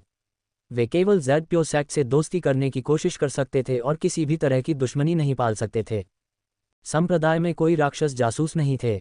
विभिन्न संप्रदायों के जासूसों की गुप्त जानकारी जनता को नहीं बताई गई थी। इसलिए जूडू की मृत्यु एक ऐसा रहस्य थी जिसका पता राक्षस नहीं लगा सके। राक्षस राजा ड्यानसू बहुत उत्सुक था कि जूडू कहाँ गया है। क्या इसका जैड प्यो सेक्ट से कोई संबंध हो सकता है? ये पहली बार था जब ड्यानसू को जैड प्यो सेक्ट से डर लगा। ये संप्रदाय सरल नहीं था। इस दिन लीकिंगजी हान जुए से मिलने आया। वह उसके सामने आया। उसके कुछ बोलने से पहले ही हान जुए ने कहा, इस संयोगवश हुई मुलाकात के बारे में मुझे मत ढूंढो। मैं नहीं जाऊंगा। लीकिंगजी खांसते हुए बोला, मैं कोई अच्छी खबर नहीं लाया। हान जुए ने भौहें चढ़ाईं और आंखें खोलीं। लीकिंगजी ने आह भरी और कहा, महान वेई के रक्त अग्नि स्वर्गीय संप्रदाय और गुयुआन राज्य के निराकार संप्रदाय ने युद्ध छेड़ दिया है। ये दोनों संप्रदाय बहुत बड़ी संस्थाएं हैं जिनके बीच में महान यान और पश्चिमी रसातल राज्य हैं। एक बार युद्ध शुरू हो जाए तो हमारे दोनों राज्य पूरी तरह से जलकर खाक हो जाएंगे। हान जुए अवाक रह गया। इतनी दूर होने के बावजूद वे लड़ सकते थे। क्या वे इतने स्वतंत्र थे? इस बारे में बात करते हुए इन दोनों संप्रदायों को हान जुए से एक छिपी हुई दुश्मनी थी। कहा जाता है कि निराकार संप्रदाय के महापुरुष डोंग वांगशियान ने रक्तअग्नि स्वर्गीय संप्रदाय के संप्रदाय गुरु के पुत्र की हत्या कर दी। रक्तअग्नि स्वर्गीय संप्रदाय का मनोबल बहुत ऊंचा है, तो वे इसे कैसे सहन कर सकते थे? उन्होंने तुरंत लड़ाई शुरू कर दी। उस शरीर एकीकरण क्षेत्र के अतिथि बुजुर्ग ने पहले ही निराकार संप्रदाय पर हमला करने का बीड़ा उठा लिया है। ली किंगजी का स्वर ईर्ष्या से भरा था। जेड शुद्ध संप्रदाय के पास शरीर एकीकरण क्षेत्र का कोई शक्तिशाली व्यक्ति कब होगा? नहीं, वह शून्य समामेलन और आत्मा निर्माण क्षेत्र के और विशेषज्ञों से संतुष्ट हो जाएगा। हान जुए ने कहा, ठीक है, उन्हें आपस में लड़ने दो, जब तक वे जेड शुद्ध संप्रदाय को खतरा न पहुंचाएं। अगर वे रास्ते में हमें नष्ट करना चाहते हैं तो मेरे साथ तुम निश्चिंत रह सकते हो। अब हान जुए का दुश्मन पहले से ही सिंदूरी पक्षी था। इसकी तुलना में निराकार संप्रदाय और रक्तअग्नि स्वर्गीय संप्रदाय क्या थे? इसके अलावा एक बूढ़ा अंधा आदमी उस प्राचीन संप्रदाय के खंडहरों में प्रकट हुआ था जिसे हमने पहले खोजा था। उसकी क्षमताएं अथाह हैं। हम उसे अपने साथ जोड़ना चाहते थे, लेकिन वह कभी नहीं माना। वह वर्तमान में आंतरिक संप्रदाय शहर में रह रहा है। एल्डर हान, क्या आपको लगता है कि आप उसे मनाने में हमारी मदद कर सकते हैं? ली किंगजी ने थोड़ी शर्मिंदगी महसूस करते हुए कहा, अगर वह किसी का शिकार करना चाहता था तो उसे अभी भी देवता हत्या करने वाले बुजुर्ग की जरूरत थी। वह वास्तव में इतना सक्षम नहीं था। ये सुनकर हान जुए ने तुरंत संप्रदाय में अपने अलावा सबसे शक्तिशाली व्यक्ति की जांच की। जियाओ याओ, शून्य समामेलन क्षेत्र का 9वां स्तर, 5000 साल पहले स्वर्गीय अमर जागीर का नंबर 1 प्रतिभाशाली व्यक्ति, प्राचीन आध्यात्मिक आकाश संप्रदाय का एकमात्र उत्तरजीवी, दोनों आंखें स्वर्गीय दन से अंधी हैं। शून्य समामेलन क्षेत्र का 9वां स्तर, 5000 साल पहले स्वर्गीय अमर जागीर का नंबर 1 प्रतिभाशाली व्यक्ति, प्राचीन आध्यात्मिक आकाश संप्रदाय का एकमात्र उत्तरजीवी, दोनों आंखें स्वर्गीय दन से अंधी हो गईं। ये सिर्फ एक पंक्ति के शब्द थे, लेकिन हान जुए वाह जैसा था। इस तरह की पृष्ठभूमि के बावजूद वह वास्तव में कॉन्नेट प्रोविडेंस का वाहक नहीं था। हान जुए ने पूछा, क्या आपने आध्यात्मिक आकाश संप्रदाय के बारे में सुना है? ली किंगजी ने उत्तर दिया, मैंने इसके बारे में सुना है। कहा जाता है कि यह 5000 साल पहले का एक बड़ा संप्रदाय था। हालांकि इसने अमर देवताओं को नाराज किया और स्वर्ग से उन पर विपत्ति आ पड़ी। पूरा संप्रदाय नष्ट हो गया। एल्डर हान, आप आध्यात्मिक आकाश संप्रदाय के बारे में क्यों पूछ रहे हैं? क्या हो सकता है कि हमें मिले खंडहर इसी संप्रदाय के हों? हान जुए ने सिर हिलाया, मैंने कुछ अनुमान लगाया है। इस व्यक्ति का नाम जियाओ याओ है और वह आध्यात्मिक आकाश संप्रदाय से है। ली किंगजी की आंखें चौड़ी हो गईं और वह हाँफने लगा। उसने जियाओ याओ के बारे में कभी नहीं सुना था, लेकिन उसने आध्यात्मिक आकाश संप्रदाय के बारे में सुना था। अब हम क्या करें? खंडहरों को छोड़ दें? ली किंगजी ने सावधानी से पूछा। उसे डर था कि वे बिना किसी कारण के मुसीबत में पड़ जाएंगे। वह बस यही उम्मीद करता था कि जेड शुद्ध संप्रदाय शांतिपूर्वक विकसित हो सके। अगर संप्रदाय को समय दिया जाता रहा तो देर सवेर यह और मजबूत होकर रक्तअग्नि स्वर्गीय संप्रदाय और निराकार संप्रदाय जैसा एक विशाल संप्रदाय बन जाएगा। हान जुए ने उत्तर दिया, यह आप पर निर्भर है। अगर स्वर्ग से दंड पाना आसान है तो यह बहुत पहले ही आ जाना चाहिए था। मुझे लगता है कि जब तक आध्यात्मिक आकाश संप्रदाय दुनिया में दोबारा प्रकट नहीं होता तब तक खजाने सुरक्षित हैं। ली किंगजी ने सिर हिलाया, उसके लिए संसाधन छोड़ना मुश्किल होगा। आखिरकार बुजुर्गों ने पहले ही बहुत कुछ बांट लिया था। फिलहाल जियाओ याओ को भूल जाओ, बस जिंदगी जीते रहो। आखिरकार हम घोड़े को पानी पीने के लिए मजबूर नहीं कर सकते, हान जुए ने कहा। ली किंगजी को कोई आपत्ति नहीं थी। ये सुनकर कि जियाओ याओ आध्यात्मिक आकाश संप्रदाय से है, उसकी पहली प्रतिक्रिया उसे निष्कासित करने की थी। लेकिन फिर सोचने पर वह उसे हरा नहीं सकता था। वह उसे निष्कासित कैसे कर सकता था? फिर ली किंगजी चला गया। हान जुए ने जियाओ याओ के खिलाफ नकली परीक्षण का इस्तेमाल शुरू किया। 10 सेकंड बाद हान जुए ने अपनी आंखें खोली और हैरान हो गया। यह आदमी कमाल का है। इसकी रहस्यमय शक्ति बहुत ही चकमा देने वाली है, हान जुए बुदबुदाया। जियाओ याओ हजारों क्लोनों में बढ़ सकता था, इसलिए हान ली उसे तुरंत नहीं मार सकता था। उसे शक्तिशाली माना जाता था क्योंकि वह उसके अधीन 10 सेकंड तक टिक सकता था। हान जुए ने अनुकरण परीक्षण जारी रखा। वह जियाओ याओ को मारने का कोई रास्ता ढूंढना चाहता था। ऐसा लग रहा था जैसे वह राक्षसों को मारने की कोई रणनीति ढूंढ रहा हो। हान जुए खुश था। 5 मिनट बाद उसे आखिरकार जियाओ याओ को जल्द से जल्द मारने का एक तरीका मिल गया। हालांकि जैसे ही लड़ाई शुरू हुई, जियाओ याओ ने अपनी क्लोनिंग तकनीक का इस्तेमाल किया। उसकी ताकत को समझने के बाद हान जुए की उसमें और भी दिलचस्पी हो गई। अगर ऐसा कोई विशेषज्ञ ज़ेड-प्यो सेक्ट में शामिल हो जाता तो वह शांति से साधना कर पाता। फिर हान जुए ने ईमेल खोले। आपकी शिष्या सूची को शैतान गुरु ने पकड़ लिया था। आपकी शिष्या सूची ने दुर्भाग्य फैलाया। शैतान गुरु और उनके वंशजों का भाग्य कम हो गया है। आपके शिष्य यांग तियानडोंग पर जानवरों ने हमला किया। X3872। आपके दिव्य पालतू अराजक स्वर्गीय कुत्ते पर एक क्रूर जानवर ने हमला किया। वह गंभीर रूप से घायल हो गया लेकिन बच निकलने में कामयाब रहा। आपके अच्छे मित्र जो फैन ने अपने पिछले जन्म की रहस्यमय शक्ति जागृत कर ली है। उसकी शक्ति बहुत बढ़ गई है। आपके अच्छे मित्र गुवान युगांग पर एक दुष्ट साधक ने हमला किया। X2। आपके दिव्य पालतू काले नरक मुर्गे ने दिव्य राक्षस झूडू को खा लिया है। उसका वंश परिवर्तित हो गया है। उसे विपत्ति का विधान प्राप्त हो गया है। आपके अच्छे मित्र दाओवादी शांत आकाश पर एक धर्मी साधक ने हमला किया। X5823। ताओवादी शांत आकाश रक्त अग्नि स्वर्गीय संप्रदाय से आया था और उस पर बहुत से लोगों ने हमला किया था। ऐसा लग रहा था जैसे रक्त अग्नि स्वर्गीय संप्रदाय और निराकार संप्रदाय के बीच युद्ध शुरू हो चुका था। सूची और यांग तियानडोंग को भी मुसीबत का सामना करना पड़ा। हान जुए को सूची की जरा भी चिंता नहीं थी। यांग तियानडोंग की बात करें तो ये स्पष्ट था कि वह महान यान को छोड़ चुका था। महान यान का कोई भी दानव राक्षस राजा के दत्तक पुत्र पर हमला करने की हिम्मत नहीं कर सकता था। अराजक स्वर्गीय कुत्ते को प्रतिशोध का सामना करना पड़ा था। उसे हाल ही में नहीं हराया गया था, इसलिए वह शायद कहीं स्वास्थ्य लाभ के लिए छिपा हुआ था। उसे उम्मीद थी कि वह जल्द ही अपने होश में आ जाएगा और वापस लौट आएगा। हान जुए ने अपना सिर हिलाया और हंसा, फिर साधना जारी रखी। शरीर एकीकरण क्षेत्र के दूसरे स्तर पर हान जुए को अब रक्त अग्नि स्वर्गीय संप्रदाय और निराकार संप्रदाय का डर नहीं था। हालांकि अगर वह खतरे में नहीं भी था तो भी उसे भविष्य की चिंता थी।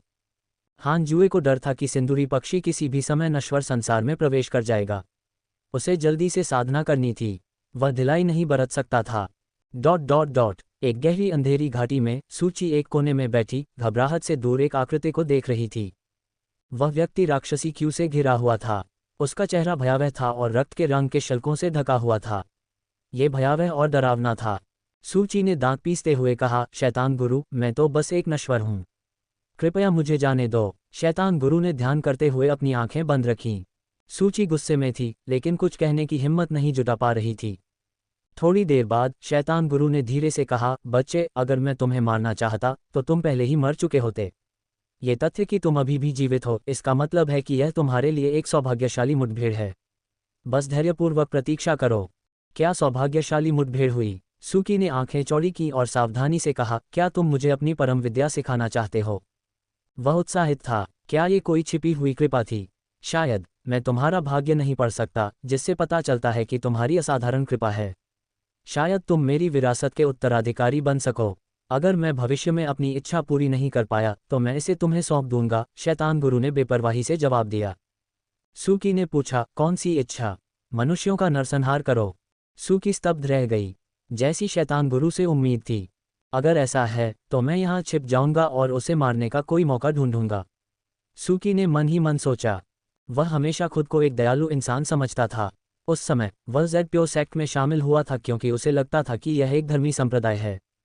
उसे ये भी लगा कि हान जुए ने उसे दानव वशीकरण संप्रदाय में छिपने के लिए भेजा था क्योंकि वह स्वर्ग की ओर से न्याय लागू करना चाहता था। इसमें शामिल होने के बाद उन्हें पता चला कि यह संप्रदाय वास्तव में क्रूर और दुष्ट था और स्वर्ग इसे बर्दाश्त नहीं करता था। सूकी ने गहरी सांस ली, उसकी आंखें दृढ़ हो गईं। चाहे कुछ भी हो, गुरु गुप्त रूप से मेरी रक्षा कर रहे होंगे। मैं उन्हें निराश नहीं कर सकता। ... समय तेजी से बीत गया। पलक झपकते ही 10 साल बीत गए। हान जुए अभी भी शरीर एकीकरण क्षेत्र के तीसरे स्तर से थोड़ा ही दूर था।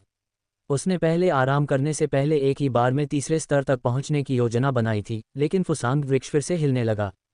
पिछली बार इसने दिव्य पशु झूडू को आकर्षित किया था। इस बार यह किसे आकर्षित करेगा? हान जुए तनाव में आ गया। ये और नहीं चल सकता था। उसे क्या करना चाहिए? उसे अचानक काले नरक मुर्गे का ख्याल आया। अगर मुर्गी फुसांग वृक्ष पर कब्जा कर लेती तो क्या दूसरे पशु और दिव्य पशु फिर से नहीं आते? हान जुए ने तुरंत काले नरक मुर्गे को फुसांग वृक्ष पर जाने का निर्देश दिया। झूडू खाने के बाद काले नरक मुर्गे की साधना पहले ही आत्मा निर्माण क्षेत्र के 9वें स्तर तक पहुंच चुकी थी। वह शून्य समामिलन क्षेत्र से बस एक कदम दूर था। ये तो सरासर धोखा था। हालांकि ध्यान से सोचने पर यह बात समझ में आई। झूडू भले ही एक दिव्य राक्षस हो, लेकिन काला नरक मुर्गा ऊपरी दुनिया का एक पुनर्जन्मा दानव संत था। आदेश पाकर काले नरक मुर्गे ने विरोध नहीं किया और उत्साहित भी हो गया। वह तेजी से फुसांग वृक्ष की ओर उड़ गया और अंडे सेने वाले मुर्गे की तरह उसके तने पर बैठ गया। कुछ दिनों बाद जब फुसांग वृक्ष का हिलना बंद हो गया तो हान जुए ने राहत की सांस ली। वह साधना जारी रखने ही वाला था कि अचानक उसे एक आभा का आभास हुआ। यह आभा पहाड़ के तल पर थी, उस पत्थर की पट्टिका के सामने बैठी हुई जिसने अमर पर्वत का निर्माण किया था। यह अंधा शियाओ याओ था। हान जुए ने एक पल सोचा और आवाज में पूछा, क्या बात है साथी ताओवादी? जियाओ याओ के बाल सफ़ेद थे लेकिन उसका चेहरा बहुत जवान लग रहा था। वह 30 साल का लग रहा था। उसकी पलकें काली और सिकुड़ी हुई थीं। उसने एक फटा हुआ ताओवादी चोगा पहना हुआ था और पत्थर की तख्ती पर ऐसे टिका हुआ था मानो झपकी ले रहा हो। हान जुए की आवाज़ सुनकर वह आलस से खींचा, धीरे से खड़ा हुआ और बोला, तुम्हारे संप्रदाय के गुरु हमेशा से मुझे संप्रदाय में शामिल होने के लिए आमंत्रित करते रहे हैं। मैं कुछ समय से जैद शुद्ध संप्रदाय में रहा हूँ। तुम सबसे शक्तिशाली देवता वध करने वाले बुजुर्ग हो, है ना? मुझे संप्रदाय में शामिल होने में कोई आपत्ति नहीं है। अगर तुम जैद शुद्ध संप्रदाय का प्रतिनिधित्व करते हुए मेरे हाथ के प्रहार को झेल सको तो मैं तुम लोगों के साथ शामिल हो जाऊंगा। हान जुए ने जियाओ याओ की बातें सुनकर कुछ देर के लिए रुककर कहा। ये बात वह अक्सर कहता था। अब जब उसने यह बात दूसरे पक्ष से सुनी तो उसे अजीब तरह से बेचैनी महसूस हुई। लड़ने से न डरते हुए उसने एक आवाज़ भेजी, हम दोनों आसमान में जाकर कोशिश करेंगे। ये कहकर वह कोने गुफा निवास से बाहर निकला और बादलों के समुद्र के ऊपर पहुंच गया। जियाओ याओ हान जुए के सामने प्रकट हुआ। बिना एक और शब्द कहे हान जुए ने अपने शरीर पर मौजूद सभी दिव्य खजानों में 6 पथों की आत्मिक ऊर्जा डाल दी।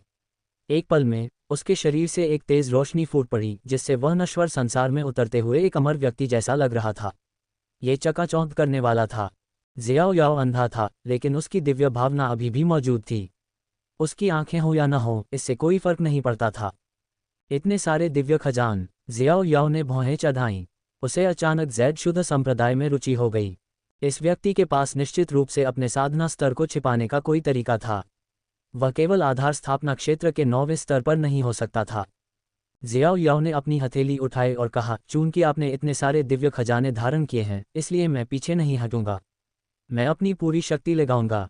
कितना सतर्क! वह शून्य समामिलन क्षेत्र के 9वें स्तर पर था, फिर भी अपनी पूरी शक्ति लगाना चाहता था। क्या वह युद्ध कर रहा था या मार रहा था? हान जुए ने मन ही मन उसका उपहास किया लेकिन बाहर से शांत दिखाई दिया। उसने कहा, अगर मुझे यह मिल जाए तो क्या तुम सचमुच जैद शुद्ध संप्रदाय में शामिल होने और संप्रदाय गुरु की बात मानने को तैयार हो? शब्दों का खेल मत खेलो। जियाओ याओ ने कहा, मैं अपनी बात से कभी पीछे नहीं हटता। मुझे रहने के लिए एक जगह चाहिए। जैद शुद्ध संप्रदाय ने मुझ पर अच्छा प्रभाव डाला है। हान जुए ने सिर हिलाया और उसके वार करने का इंतजार किया। जियाओ याओ ने अपना दाहिना हाथ उठाया और बादलों के समुद्र के ऊपर हवा थम गई। हवा में एक जानलेवा आभा भर गई। हालांकि जियाओ याओ अंधा था, उसने साफ महसूस किया कि हान जुए ने डर था। जियाओ याओ सचमुच अपनी पूरी ताकत से वार करने का इरादा रखता था। उसने अचानक अपनी हथेली हिलाई और हान जुए की छाती पर लगी।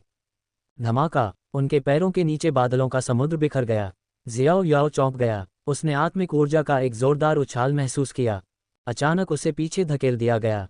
शरीर एकीकरण क्षेत्र के दूसरे स्तर पर हान जुए जियाओ याओ से हार नहीं सकता था, जो शून्य समामिलन क्षेत्र के 9वें स्तर पर था। उसे शुरुआती दांव लगाने के लिए हान जुए ने जानबूझकर अपनी पूरी ताकत लगा दी। जैसे ही जियाओ याओ पीछे हटा, उसका खून उफान पर आ गया और वह मुंह में खून थूकने से खुद को रोक नहीं पाया। चौंककर जियाओ याओ ने दांत पीस लिए। शरीर एकीकरण क्षेत्र! अप्रत्याशित रूप से उस संप्रदाय में वास्तव में एक शारीरिक एकीकरण क्षेत्र का साधक छिपा हुआ था, जिसका संप्रदाय गुरु एक नवजात आत्मा क्षेत्र का साधक था। उसने सोचा था कि जैद शुद्ध संप्रदाय का सबसे शक्तिशाली साधक केवल आत्मा निर्माण क्षेत्र में ही है, और वह भी एक कमजोर साधक। एक ऐसा संप्रदाय जिसमें शून्य समामिलन क्षेत्र का साधक भी नहीं था, वास्तव में उसके भीतर एक शारीरिक एकीकरण क्षेत्र का साधक छिपा हुआ था। जियाओ याओ ने खुद को संभाला और एक गहरी सांस ली। अब से मैं जैद शुद्ध संप्रदाय का सदस्य हूँ। जियाओ याओ को आपके बारे में अच्छी धारणा है। वर्तमान अनुकूलता 1 सितारा। उसे मेरे बारे में पहले से ही अच्छी धारणा है। ऐसा लग रहा था कि यह व्यक्ति काफी व्यवहार कुशल था। संतुष्ट होकर हान जुए ने कहा, मेरी साधना के बारे में किसी को मत बताना। जियाओ याओ हैरान रह गया। संप्रदाय को पता नहीं? हाँ, मेरी साधना के स्तर को देखते हुए मेरे लिए इस संप्रदाय में बने रहना बहुत अजीब होगा। मुझे ये भी चिंता है कि संप्रदाय परेशानी खड़ी करेगा। दीर्घायु के अलावा मेरी कोई इच्छा नहीं है, इसलिए मैं लगन से साधना कर रहा हूँ, हान जुए ने समझाया। जियाओ याओ उसके बारे में बहुत कुछ सोचने से खुद को रोक नहीं पाया। बस इतना ही, जाओ संप्रदाय के गुरु को ढूंढो, वह तुम्हारे लिए कोई पद तय कर देंगे। हान जुए मुस्कुराया। ये कहकर वह गायब हो गया। जियाओ याओ हवा में ही रहा और बहुत देर तक सोचता रहा। फिर उसने आह भरी और संप्रदाय के मुख्य शिखर की ओर उड़ गया। जब वह गुफा के प्रवेश द्वार पर लौटा तो फुसांग वृक्ष का काला नरक मुर्गा चिल्लाया, गुरु, आपने उसे सबक क्यों नहीं सिखाया? वह बहुत घमंडी है। क्या आपको अपनी तलवार से जवाब नहीं देना चाहिए? शुन चांगोन की साधना मुर्गे से कमतर थी, इसलिए उसे समझ नहीं आया कि अभी क्या हुआ था। हान जुए ने काले नरक मुर्गे की ओर देखा और कहा, मैं तुम्हें एक वार दूंगा। क्या तुम इसे झेलने की हिम्मत रखते हो? यह मुर्गा अब थोड़ा ज्यादा घमंडी हो गया है। नहीं, मुझे इसे दबाना होगा। मुझे इसकी छवि बनाए रखनी होगी। सतर्क मुर्गा अपना रास्ता नहीं खो सकता। काले नरक मुर्गे ने डर के मारे अपना सिर हिलाया। हान जुए ने मुर्गे की ओर मुड़कर आवाज लगाई, इस व्यक्ति से अमर देवता घृणा करते हैं। क्या तुम इसकी आंखें देख रहे हो? यह अमर देवता के श्राप का परिणाम है। काले नरक मुर्गे की आंखें चौड़ी हो गईं। अमर देवता का श्राप? बाहर बहुत खतरनाक है। ज्यादा घमंड मत करो, तुमने झूठू खा लिया। क्या तुम जानते हो कि यह कहाँ से आया है? ये दिव्य पशु सिंदूरी पक्षी का पुत्र है। ऊपरी दुनिया का वह प्राणी पहले ही तुम पर नजर गड़ा चुका है। तुम्हें कड़ी मेहनत करनी होगी और सिंदूरी पक्षी को बदला लेने से रोकने के लिए मजबूत बनना होगा। मैंने अनुमान लगाया है कि वह पहले से ही तुमसे और मुझसे नफरत करता है, इसलिए मुझे एकांत में साधना करनी होगी। हान जुए ने अपनी आवाज जारी रखी। इस बार काला नरक मुर्गा पूरी तरह से डर गया। सिंदूरी पक्षी? हाय! काले नरक मुर्गे को अचानक मिचली आने लगी, लेकिन अगर वह उल्टी करना भी चाहता तो नहीं कर सकता था। हान जुए उसकी प्रतिक्रिया देखकर संतुष्ट हो गया। वह कोने गुफा निवास में लौट आया और साधना शुरू कर दी। जुन चांगोन काले नरक मुर्गे को कांपते देखकर हैरान रह गया। अगले दिन जैद शुद्ध संप्रदाय ने एक नए बुजुर्ग की घोषणा की, शून्य समामेलन क्षेत्र के एक बुजुर्ग की। पूरा संप्रदाय उत्साहित था। यह एक ऐसा क्षेत्र था जहां केवल संस्थापक ही पहुंच पाया था। जियाओ याओ का नाम पूरे संप्रदाय में फैल गया। खुश होने के अलावा ली किंगजी हान जुए के प्रति और भी अधिक सम्मान का भाव रखने लगे। जियाओ याओ हान जुए के मुकाबले में नहीं था, हालांकि वह इतना शक्तिशाली था। सबसे महत्वपूर्ण बात यह थी कि उनकी लड़ाई में कोई हलचल नहीं थी। इसका क्या मतलब था? इसका मतलब था कि हान जुए जियाओ याओ से कहीं ज्यादा शक्तिशाली था, इसलिए यह मुकाबला ज्यादा देर तक नहीं चला। बुजुर्ग हान संप्रदाय के सच्चे स्तंभ थे। ये बात ध्यान में रखते हुए ली किंगजी ने तुरंत बुजुर्गों से मुलाकात की और उन्हें एक एक करके बताया कि वे हान जुए की उपेक्षा न करें, क्योंकि वे जियाओ याओ का पक्ष लेना चाहते थे। हान जुए की मांग अभी भी जैद शुद्ध संप्रदाय की सर्वोच्च प्राथमिकता थी। कोई भी लापरवाही बर्दाश्त नहीं कर सकता। 5 साल बहुत जल्दी बीत गए, लेकिन महायान में उथल पुथल मची रही। महायान के रक्त अग्नि स्वर्गीय संप्रदाय ने महायान को दरकिनार कर गुयुआन राज्य के निराकार संप्रदाय पर हमला कर दिया। दोनों ही गहरे आधार वाले महासंप्रदाय थे। महायान के एकीकरण से पहले रक्त अग्नि स्वर्गीय संप्रदाय अत्यंत शक्तिशाली था, जिससे आसपास का साधना जगत भय से कांप उठता था। हालांकि जब रक्त अग्नि स्वर्गीय संप्रदाय का सामना निराकार संप्रदाय से हुआ तो युद्ध की स्थिति ने सभी के होश उड़ा दिए। रक्त अग्नि स्वर्गीय संप्रदाय निराकार संप्रदाय द्वारा पूरी तरह से ध्वस्त कर दिया गया था। उनका शरीर एकीकरण क्षेत्र अतिथि गंभीर रूप से घायल हो गया था और स्वास्थ्य लाभ के लिए कहीं छिपा हुआ था। इस बीच निराकार संप्रदाय महायान की ओर बढ़ा। वे खतरनाक रूप से आए और रक्त अग्नि स्वर्गीय संप्रदाय को नष्ट करना चाहते थे। साधना जगत के सभी संप्रदाय कांप रहे थे। दोनों महापुरुषों के बीच युद्ध ने कई संप्रदायों को प्रभावित किया। सचमुच बड़े लोगों के बीच की लड़ाई में छोटी मछलियां भी फंस गईं। रक्त अग्नि स्वर्गीय संप्रदाय के अंदर ताओवादी शांत आकाश और संप्रदाय गुरु लियू बुमी एक मंडप में बातें कर रहे थे। लियू बुमी का चेहरा पीला पड़ गया था। शक्तिशाली निराकार संप्रदाय का सामना करते हुए वह संप्रदाय गुरु ज्यादा देर तक टिक नहीं सका। अगर रक्त अग्नि स्वर्गीय संप्रदाय नष्ट हो गया तो वह अपने पूर्वजों को क्या जवाब देगा? ताओवादी शांत आकाश ने आह भरी और कहा, वह अतिथि बुजुर्ग भी बच गया। हम निराकार संप्रदाय को नहीं हरा सकते। लियू बुमी ने दांत पीस लिए। तो हमें क्या करना चाहिए? हम तो पहले से ही प्राणघातक दुश्मन हैं। आत्मसमर्पण कोई विकल्प नहीं है। रक्त अग्नि स्वर्गीय संप्रदाय साधना जगत में एक मजाक बन गया था। आखिरकार वे पहले भी इतने घमंडी रहे थे। ताओवादी शांत आकाश की आंखें चमक उठीं। दरअसल हम दूसरे संप्रदायों के अधीन हो सकते हैं।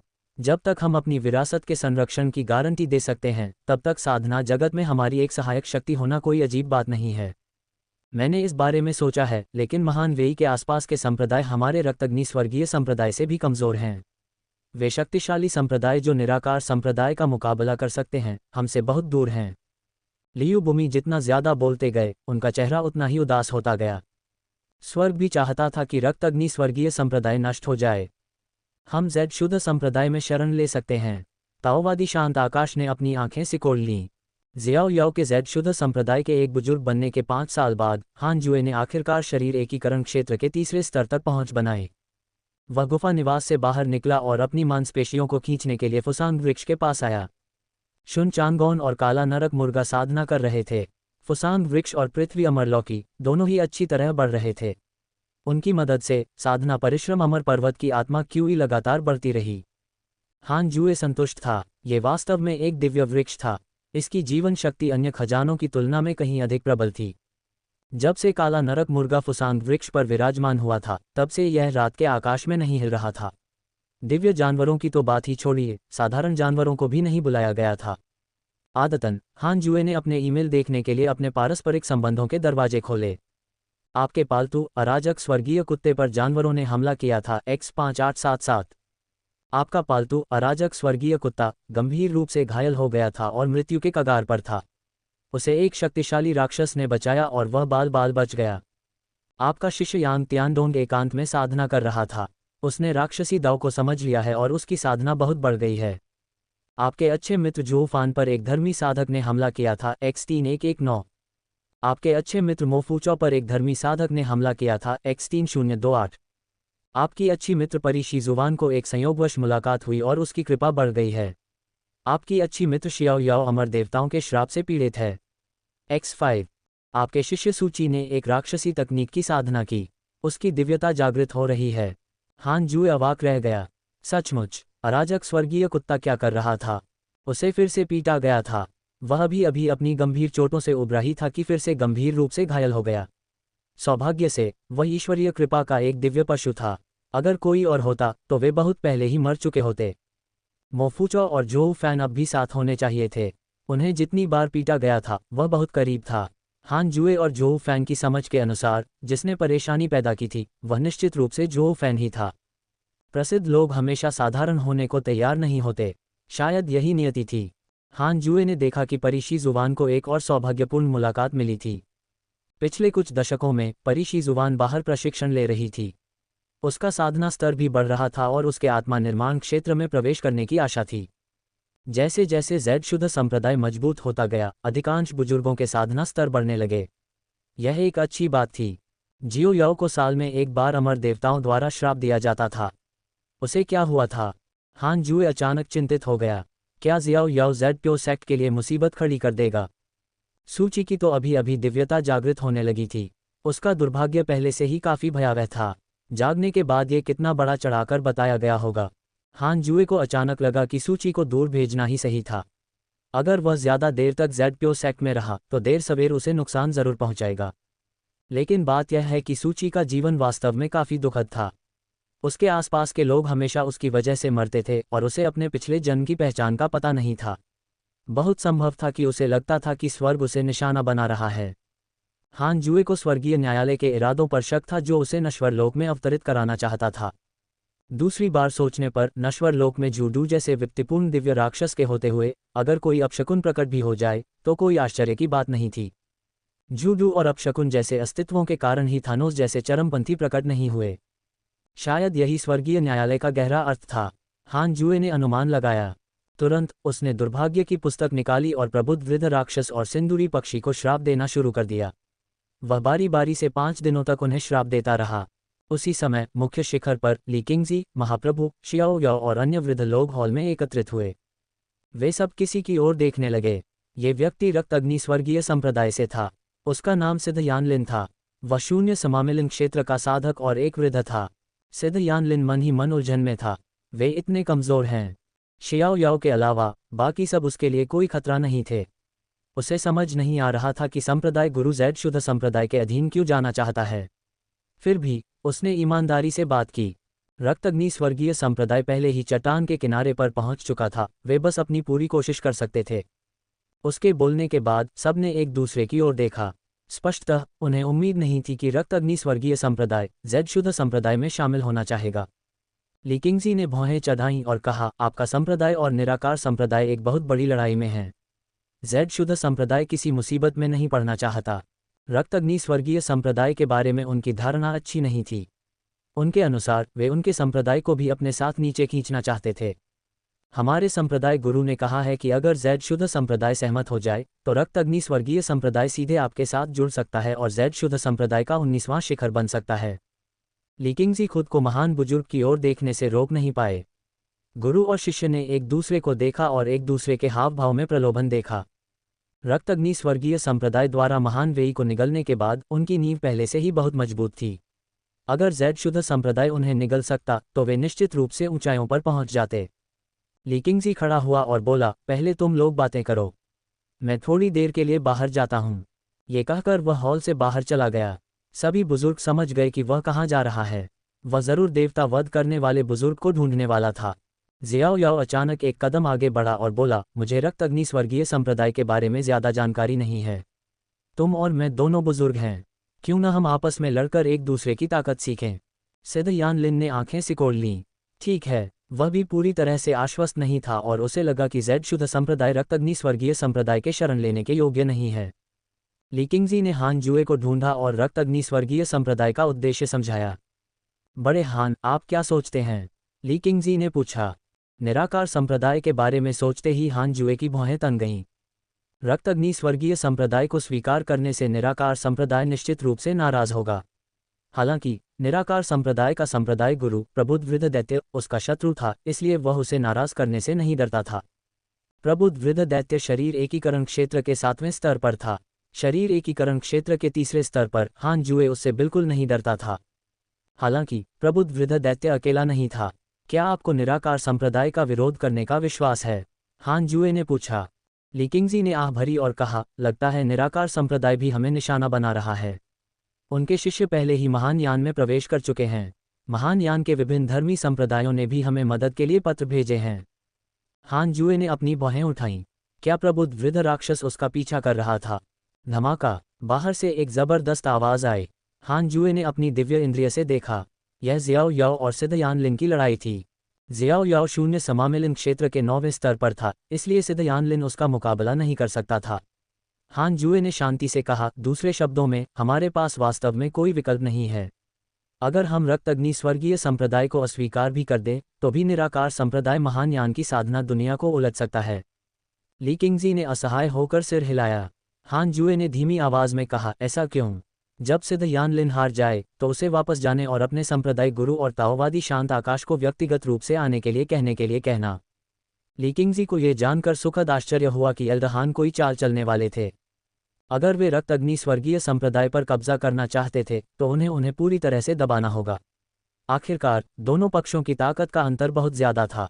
अगर वे एकजुट भी हो जाते तो भी जेड शुद्ध संप्रदाय भविष्य में उन्हें रोक नहीं पाता। लीकिंगजी तुरंत वहां से चले गए। जियाओ याओ और सिद्ध यान लिन के बीच युद्ध 5 मिनट तक चला, जो जेड शुद्ध संप्रदाय के अनुयायियों के लिए एक आंख खोलने वाला अनुभव था। एल्डर जियाओ बहुत शक्तिशाली थे। जब जियाओ याओ ने अपने 10,000 क्लोनों का इस्तेमाल किया तो युद्ध में कोई रहस्य नहीं रहा। सिद्ध यान लिन पूरी तरह से दबा दिया गया। लीकिंगजी ने सिद्ध यान लिन को हान जुए की बात बताई और वह जल्दी से वहां से चला गया।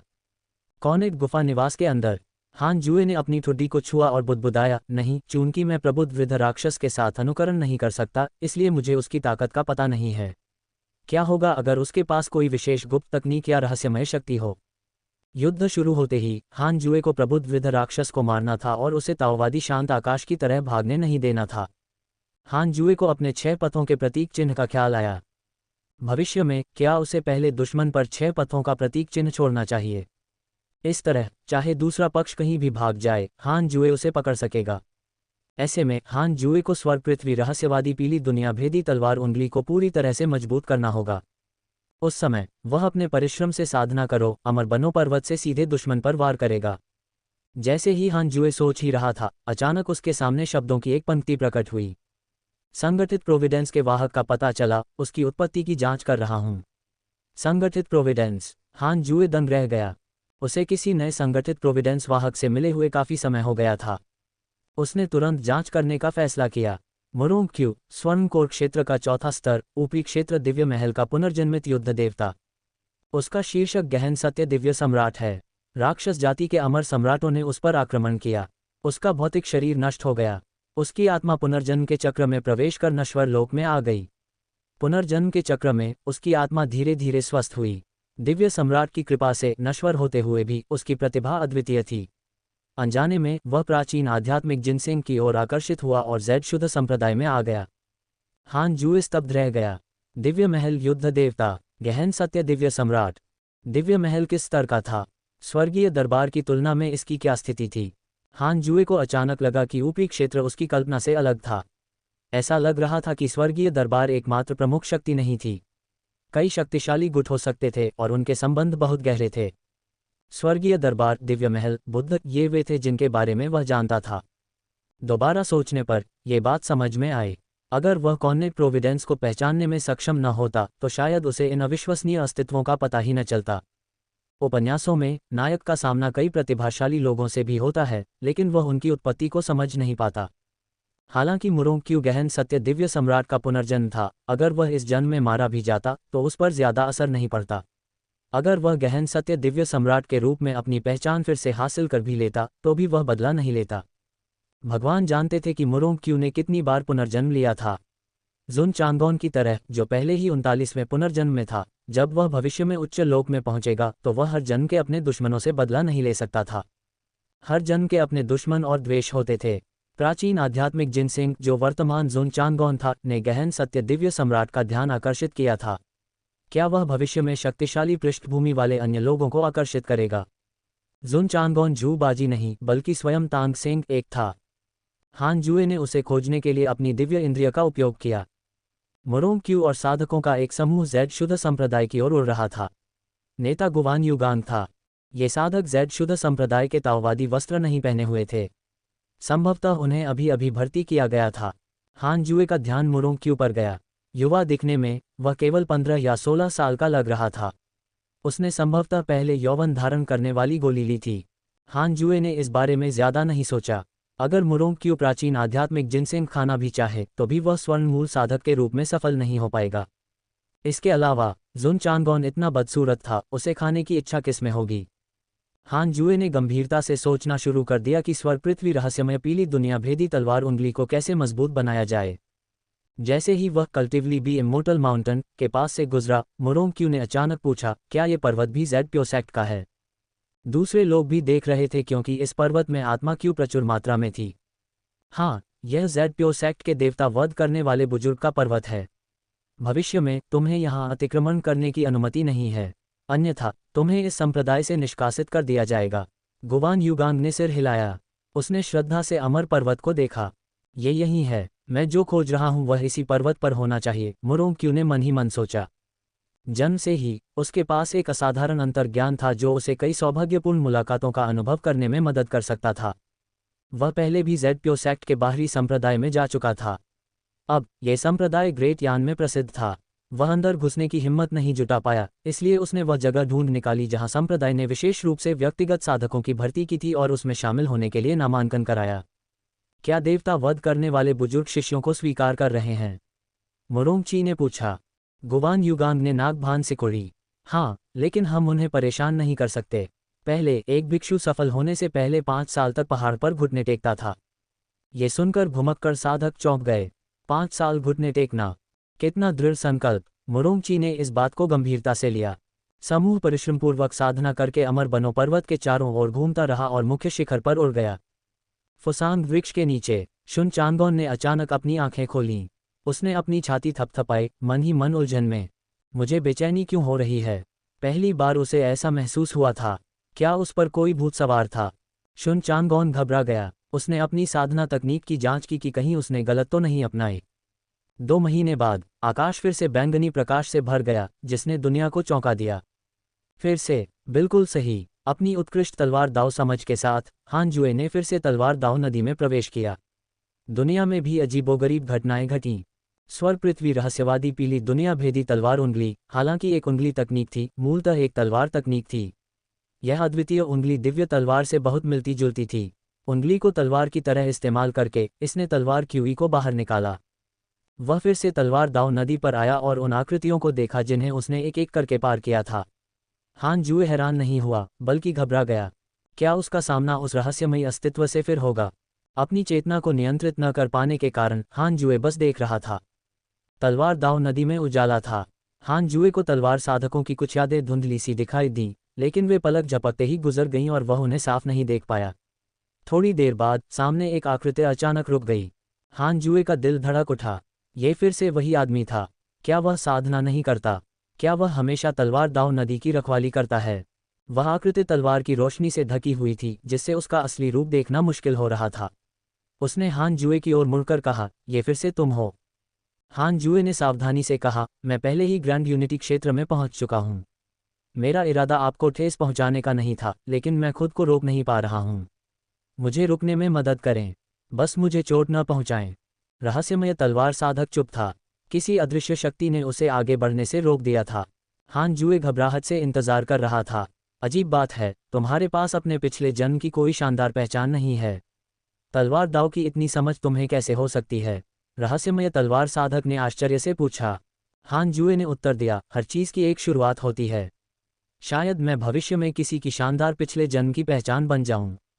रहस्यमय तलवार साधक ने कोई जवाब नहीं दिया। 3 सांसों के बाद रहस्यमय तलवार साधक ने अपना हाथ हिलाया और कहा, ग्रैंड यूनिटी की गहराई ऐसी चीज नहीं है जिसे आम लोग छू सकें। ध्यान रखना कि कोई प्रतिक्रिया न हो। वापस जाओ। धमाका। हान जुए को चक्कर आ गया। उसने फिर से अपनी आंखें खोलीं और देखा कि वह कॉर्नेट गुफा निवास में वापस आ गया था। हान जुए ने अपनी ठुड्डी को छुआ और सोचा, वह उस आदमी से बार बार क्यों मिलता रहा? क्या उसके पास सारा दिन करने को कुछ नहीं था? हान जुए ने अनुकरण परीक्षण शुरू किया और जियाओ याओ के साधना स्तर को शरीर एकीकरण क्षेत्र के तीसरे स्तर तक बढ़ा दिया। उन्नत स्वर पृथ्वी रहस्यमयी पीली दुनिया भेदी तलवार उंगली से हान जुए ने उसे तुरंत मार डाला। कितने अफसोस की बात है, जियाओ याओ अभी भी थोड़ा कमजोर था। हान जुए ने अचानक चाहा कि काश कोई 9वें चरण का शरीर एकीकरण क्षेत्र साधक जेड शुद्ध संप्रदाय में घुस जाए। तभी वह यह सत्यापित कर सकता था कि उसकी स्वर पृथ्वी रहस्यमयी पीली दुनिया भेदी तलवार उंगली कितनी शक्तिशाली है। उसी समय आकाश में वह घटना गायब हो गई। हालांकि साधना जगत और राजवंशों की चर्चाएं बंद नहीं हुईं। साधना जगत में पुरानी पीढ़ी के शक्तिशाली साधक भी खड़े होकर कहने लगे कि प्रतिभाओं का स्वर्ण युग आ रहा है। यह अब तक की तीसरी दिव्य घटना थी। साधकों की नज़र में तीनों बार एक ही व्यक्ति के कारण ऐसा होना असंभव था। परिणामस्वरूप हान जुए ने अकेले ही प्रतिभाओं और श्रेष्ठ लोगों का स्वर्णिम युग शुरू किया। हान जुए ने शीघ्र ही साधना में प्रवेश कर लिया। 1 वर्ष बाद कोई व्यक्ति साधना करते हुए अमर बनो पर्वत के सामने प्रकट हुआ और पत्थर की पट्टिका के सामने घुटने टेक दिए। यह कोई और नहीं बल्कि गहन सत्य के दिव्य सम्राट मुरोंगची का पुनर्जन्म था। 1 वर्ष तक जेड शुद्ध संप्रदाय में रहने के बाद मुरोंगची ने साधना करते हुए अमर बनो पर्वत पर चढ़ने का कोई उपाय नहीं सोचा था। हालांकि जब भी वह उस पर्वत को देखता उसका हृदय धड़क उठता। इससे उसे पर्वत पर चढ़ने की तीव्र इच्छा होती। अंततः उसने शिष्य बनने के लिए गुवान युगांग की विधि अपनाने का निर्णय लिया।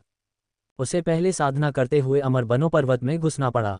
मुरोंगक्यू पत्थर की पट्टिका के सामने घुटनों के बल बैठ गया और प्रणाम करने लगा। हान जुए साधना में व्यस्त था और उसने उस पर ध्यान नहीं दिया। जुन चांगोन ने उसे तुरंत पहचान लिया। आखिरकार मुरोंगक्यू ने उसका अनुसरण किया था। मुरोंगक्यू के 1 महीने तक घुटनों के बल बैठने के बाद जुन चांगोन पहाड़ से नीचे उतरा और व्यू रचना में खड़ा होकर उसे देखकर मुस्कुराया। ये व्यक्ति बहुत अच्छा लग रहा है, जुन चांगोन ने मन ही मन सोचा। जैसे ही मुरोंगक्यू ने प्रणाम किया उसने जुन चांगोन के आगमन पर ध्यान दिया। उसने भौहें चढ़ाईं और सोचा, ये व्यक्ति बहुत बदसूरत है। जुन चांगोन की बदसूरती देखकर मुरोंगक्यू को थोड़ी उबकाई सी आई। हालांकि किसी कारण से उसे लगा कि यही वह व्यक्ति था जिसने उसे आकर्षित किया था। मुरोंगक्यू के हृदय में ये दोनों भावनाएं आपस में गुंथ गईं, जिससे अजीब सी चिंगारी पैदा हुई। क्या ये व्यक्ति देवता वध करने वाला बुजुर्ग हो सकता है? क्या देवताओं का वध करने वाले बुजुर्ग को सुंदर नहीं होना चाहिए था? वह मेरे लिए बेहतरीन अवसर लाएंगे। अपने मन की बेचैनी को दबाते हुए मुरोंगची ने दांत पीसते हुए कहा, वरिष्ठ, कृपया मुझे अपना शिष्य स्वीकार करें।